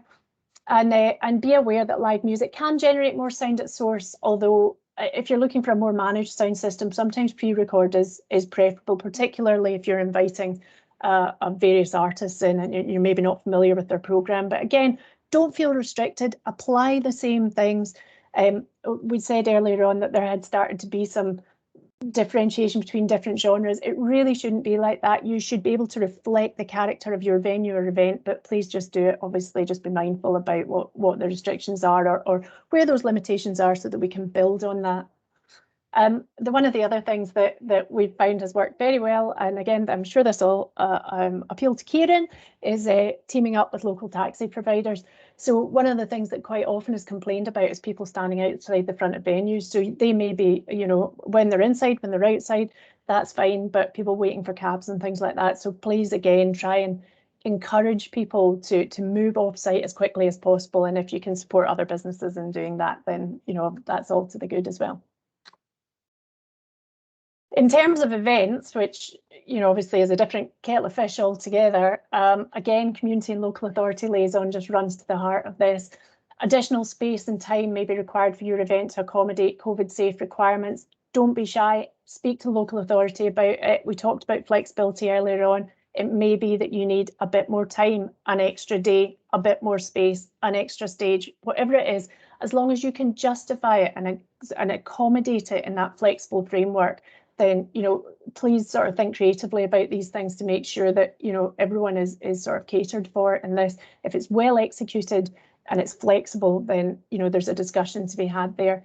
When you're going to an event space, again, please identify the closest noise sensitive receptors. Please don't rely on a Google map. It's amazing how much residential springs up between one year and another. Make sure that you understand where you're going. Negotiate appropriate music noise limits. It may be that having a fixed limit sometimes is better than having a loosely worded condition. And again, you can think about this even in the context of licence conditions for venues, but sometimes it's attractive to avoid the absolute number and go for a condition that suggests that you won't cause a nuisance. However, I would generally encourage people to think about levels quantitatively and then in context, because a subjective condition can end up just a source of discussion till the cows come home, particularly if you have people living round about who perhaps are prone to complaining. So if you can perhaps think about how much sound you actually need to generate on the site and how that will work, your local authority will be able to guide you with that. Again, licensing lawyers and acoustic consultants can guide you that as well, which means you get a good balance between protecting residents and getting a great commercial event that everybody thinks has gone really well. Make sure artists are aware of any noise-related conditions in advance, please. There's nothing worse than their sound guy getting to front of house and we have to tell them that there's a front of house limit and they didn't know about that. So if they're aware, again, just that providing of information up front makes all the difference. Consider use of noise management software at front of house. Some of it is beautifully cheap and performs fantastically well, green, red, and the guys who are mixing it can see exactly which side of the line they're on and also how much time that they have left to mix out. And it allows a dynamic in the music as well. Please respond quickly to any comments or complaints. Make sure that you've provided phone numbers, email addresses, and this goes for venues as well, to the local community so that they can contact you directly. The beauty of that is that they're more likely to contact you and you have a chance to fix that rather than them phoning environmental health straight away or licensing. And that means that it just buys you a bit of time and a bit of thinking space about how you're going to resolve the issue or at least investigate it. And if you're not going to change anything, that's fine, but just make sure that you can justify it and then monitor your socials, because it's amazing how often things come up in social media that perhaps don't find their way into other avenues, and it gives you a very early indication of how things are going. In the event of any disputes, regardless of what they are about, make sure you're keeping a record of all the actions taken to mitigate the effects of operational noise. Take photographs of settings, make notes, include times, things like that, demonstrate best practical means. ensure you're operating within your licence conditions.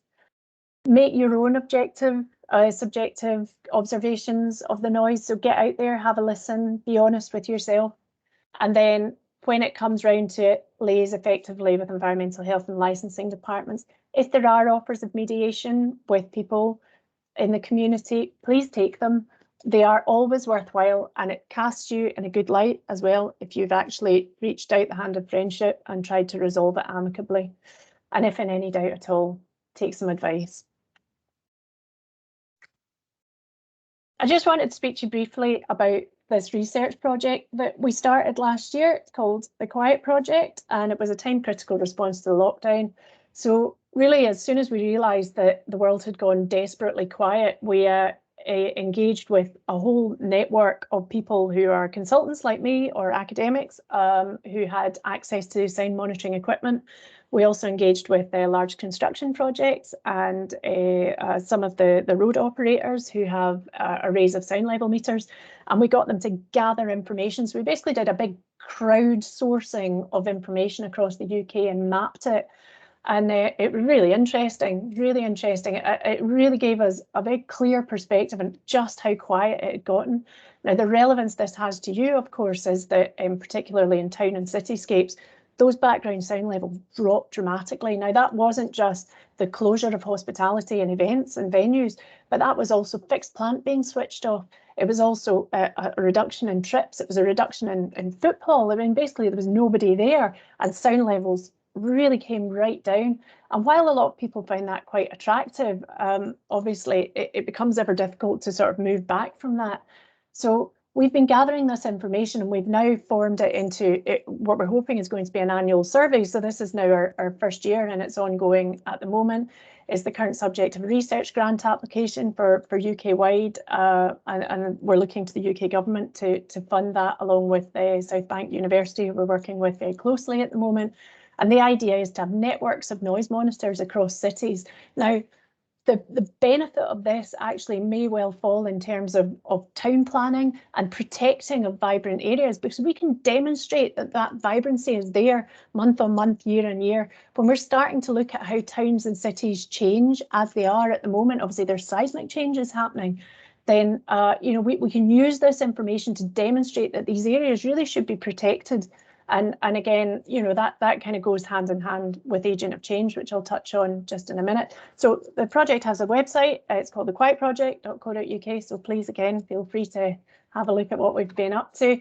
One of the sort of iconic images that we have is this lovely picture of some of our noise monitoring equipment up on Buchanan Street in Glasgow, and you can see that there is literally nobody there. And this would usually be, Glasgow's main shopping precinct. So there's some very striking images of how quiet our city and town centres got last year, and we hope never to see that again. Just to touch finally on agent of change, I'm sure you've all heard of it. There was quite a lot of coverage of it at the time, but the agent of change principle was enshrined in law in the Planning Scotland Act a couple of years ago now. Principal aim was to protect established music, entertainment, cultural establishments from the encroachment of inadequately designed noise-sensitive developments, which had previously led to things like abatement notices, which meant that venues were having to try and undertake costly remedial works. And in some cases where remedial works just weren't working, sadly, these were leading to closures. And this was a UK-wide problem, and it's not gone away. However, in enshrining this in law, this has obviously given a boost to trying to protect these things. And protecting areas for vibrancy in our communities is vital at the moment, because town and city centres, as we've said, are undergoing these huge changes. So we've got swathes of properties which are sadly empty at the moment, and we're already seeing planning applications coming through for residential use. Now, cities really have to have a think about what they want from their city centres. This is a very thorny issue. It's not going to get solved on noise alone, clearly. However, the problem is, as these vibrant areas are less used on the back of the pandemic, it's hard to bring them back if you've allowed noise sensitive development to come in the meantime. So where once there were nightclubs and bars, if you now have residential there, when you maybe go back for another planning application or another license application, it starts to beg the question of protecting those new residents that have come in. And that can be very difficult. That can be very difficult, and especially on the back of this. I mean, we never thought agent of change would be tested like this within a couple of years of it coming into law, but here we are. Other things like green initiatives in city centres are having an impact as well, so reducing cars coming through town centres. Glasgow's obviously got its low emission zone, just as an example, and these, you know, are reducing background sound levels as well. So again, when you have your operational noise coming in over the top of that, that's becoming more apparent against all those other things becoming perhaps more permanently suppressed than we might have thought initially. So these are the effects that we noticed in the Quiet project during lockdown, and some of which may persist. So if I can give you one last plea, it would be to familiarise yourself with the planning portal for your local authority. If it's not something you're familiar with, please contact me. I'm not a planner, however, I can point you in the right direction. Every local authority's got one. And basically you can go on there and you can look at your local area and you can see what the proposals are coming forward. So you'll be able to identify where you have your events or where you have your venue or whatever it happens to be. You can look at what's going on around that. And if you find out early enough that things are happening in your area, you can positively engage with those processes. And that allows you to ensure that you and your community of licensed premises are not overlooked. So I'm going to stop there. Thanks very much indeed for listening. And obviously, I'm delighted to take any questions. Thanks, Lindsay. That was you gave us a lot of food for thought there, I would suggest, over a very short period of time. Thank you. Has anyone got any questions for Lindsay? I think she covered things probably more fully than most of us would expect. So there's a lot in that.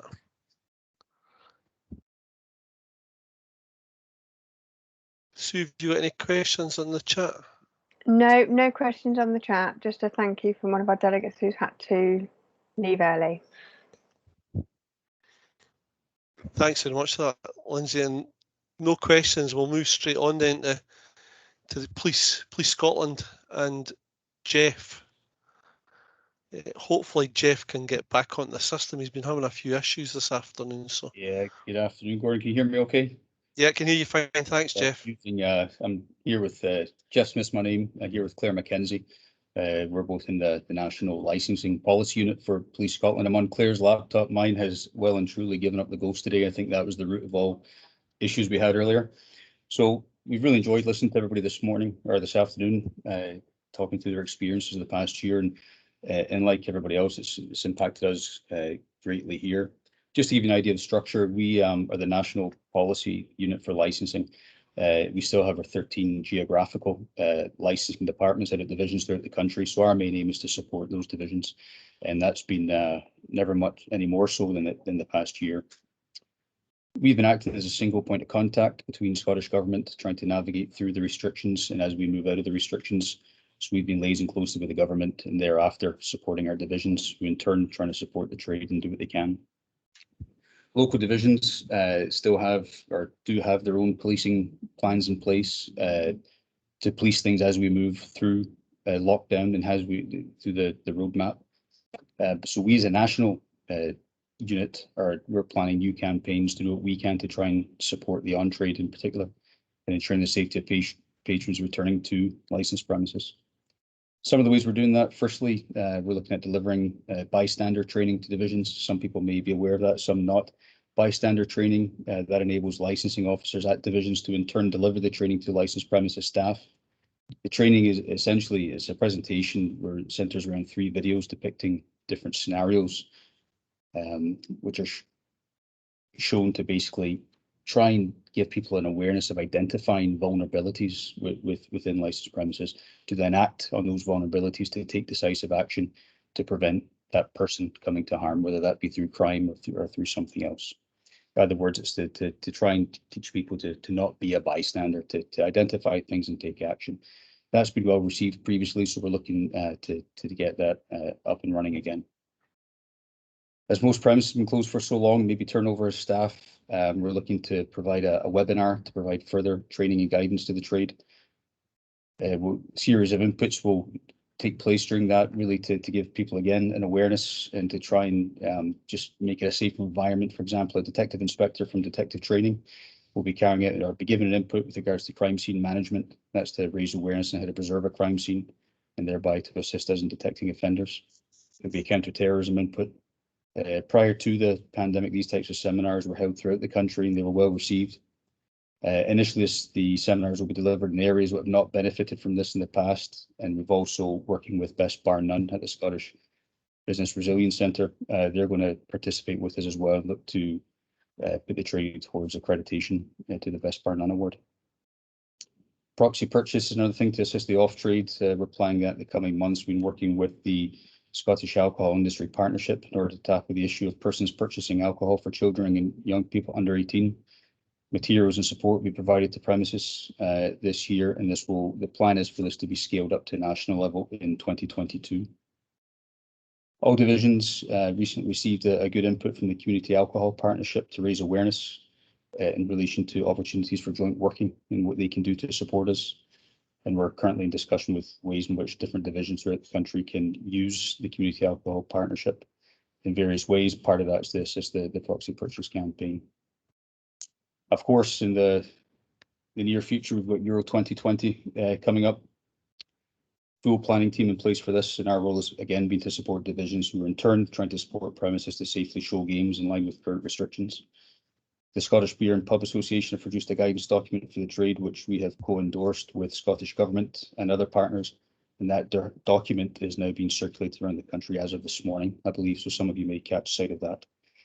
And then, of course, just looking further into the year, we have the Conference of the Parties, COP26, the Climate Change Conference, which will be coming to Scotland, in particular Glasgow. That's obviously going to be a massive policing operation, as you can imagine. So we will again be looking to support our colleagues around the division in any way that, around the country, sorry, in any way that we can, and we try and ascertain the impact that may have on the licensed trade. So that just gives you a flavour of things that are happening just now. We lost a lot of resources because of COVID, officers going out to the front line and stuff, as you can imagine. We now have resources back, and we're really now trying to get these campaigns to gather some traction to try and support everybody as best we can. But just very brief, gives you a flavour where we are just now, but more than happy to answer or try and answer any questions that anyone may have for us.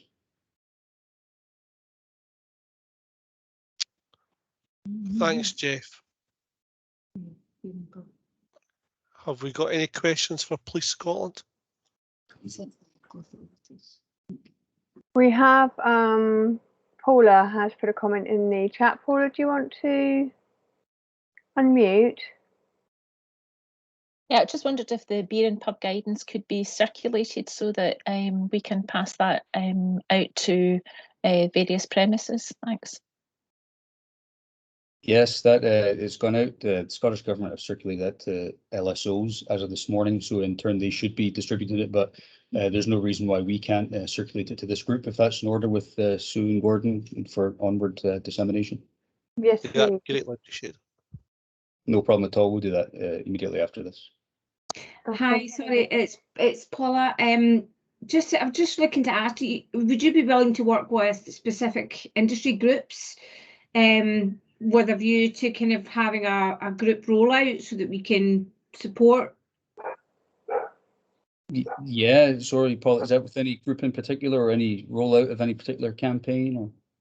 Yeah, so I'm in-house legal for a hotel management company, and we have a number of hotels throughout Scotland, as well as south of the border. But I was just looking to find out, we are kind of revisiting the Best Bar None, and we would be looking to, you know, we are always looking to kind of support local police and LSOs and local authorities in our approach, but also whilst trying to kind of look at it from a uniform perspective so that we're applying the same kind of principles across the board, recognising, of course, that, you know, some of the conditions, mandated conditions on each licence are different, but by and large, having a uniformed approach.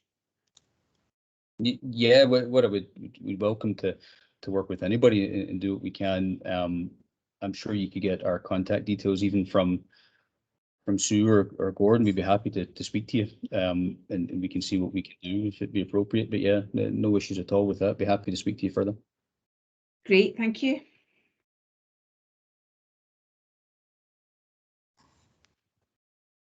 Got any more questions for Police Scotland? Just to say, I've put up a link for that guidance for showing football in licensed premises. Thanks very much. Yeah, thanks, Colin. No other comments. Sorry, I've got a fog in my face. No other comment in the chat, Gordon. That's great, thanks. We're slightly ahead of time. Has anyone got any questions for any of the speakers at this stage, or any other comments they want to make before we wind up the afternoon session? That's great. Well, from my perspective, a real thank you to all the speakers this afternoon. I think we've had a really interesting afternoon. I think Niall set the scene very, very nicely for us at the beginning. Paul and Colin clearly gave us a clear steer of some of the difficulties the trade have faced over the last year, and some of the difficulties the trade are going to face over the next number of years, I suspect. I think we heard that very clearly today. Kieran gave us a good overview of the impact this has had, not just on hospitality, but supporting industries. Lindsay clearly gave us a very good overview of some of the challenges that are going to be facing hospitality specifically, I suspect, in relation to that whole noise situation. And I know from my perspective that we get a lot of noise complaints at the moment, and we are looking from an Edinburgh perspective at what reopening will mean across a whole range of things. So yeah, a lot of challenges ahead for all of us, and Geoff, I think, closed us up quite nicely just with some of the things that are being done Police Scotland wise, and some of the documentation that's been provided in support. So it's been a really, really good afternoon, and I appreciate everyone giving up their time. Thanks very, very much. From an institute perspective going forward, the plans to hold a council meeting in the next 2 to 3 weeks with a bit of luck.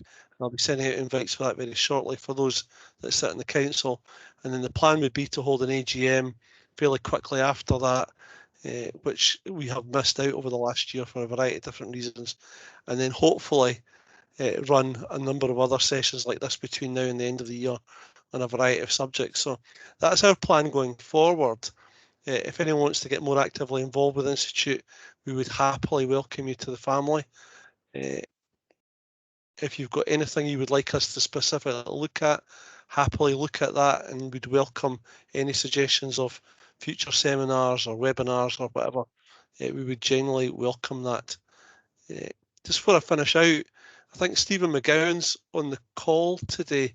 Stephen's our regional director and was heavily involved in setting up the Institute itself. I wonder if Stephen wanted to just have a quick couple of words at this stage, because he's never lost for words usually. So I know I put him on the spot, but thanks, Gordon. It's just as well. Thanks very much. It's just as well I wasn't sitting in my Thundercat pajamas, Gordon, when you dropped me in there to come on. I was hoping to catch you out.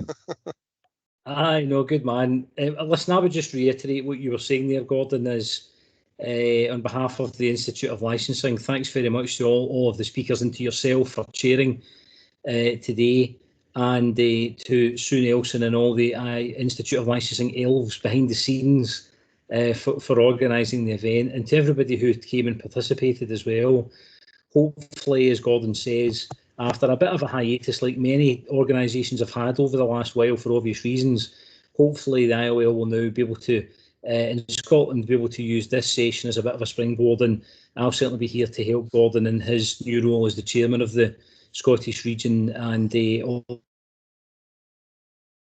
of the other. You're breaking up, Stephen.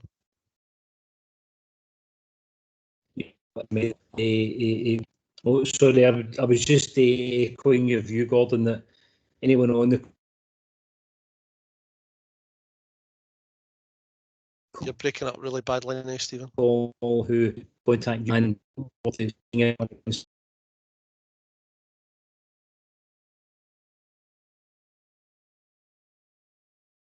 think we've lost you, Stephen. Yeah.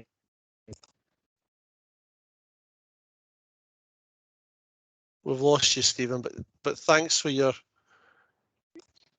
your input there, Stephen, was greatly appreciated. Sue, big thank you to you and your team for helping us put this together.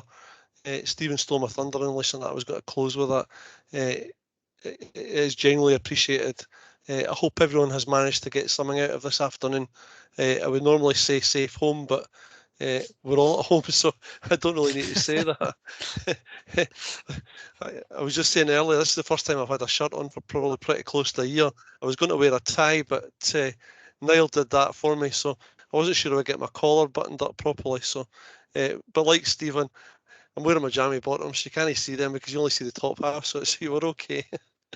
But thanks very much for everyone giving up the time this afternoon. I hope you've had an enjoyable afternoon. I hope you've learned something from it. I certainly have, and hope to speak to you all soon. Thank you very, very much for your time. Thanks, everybody. You're welcome. Thanks, Gordon. Bye. Thanks, Sue. Bye. Thank you. Bye-bye. Bye. Bye.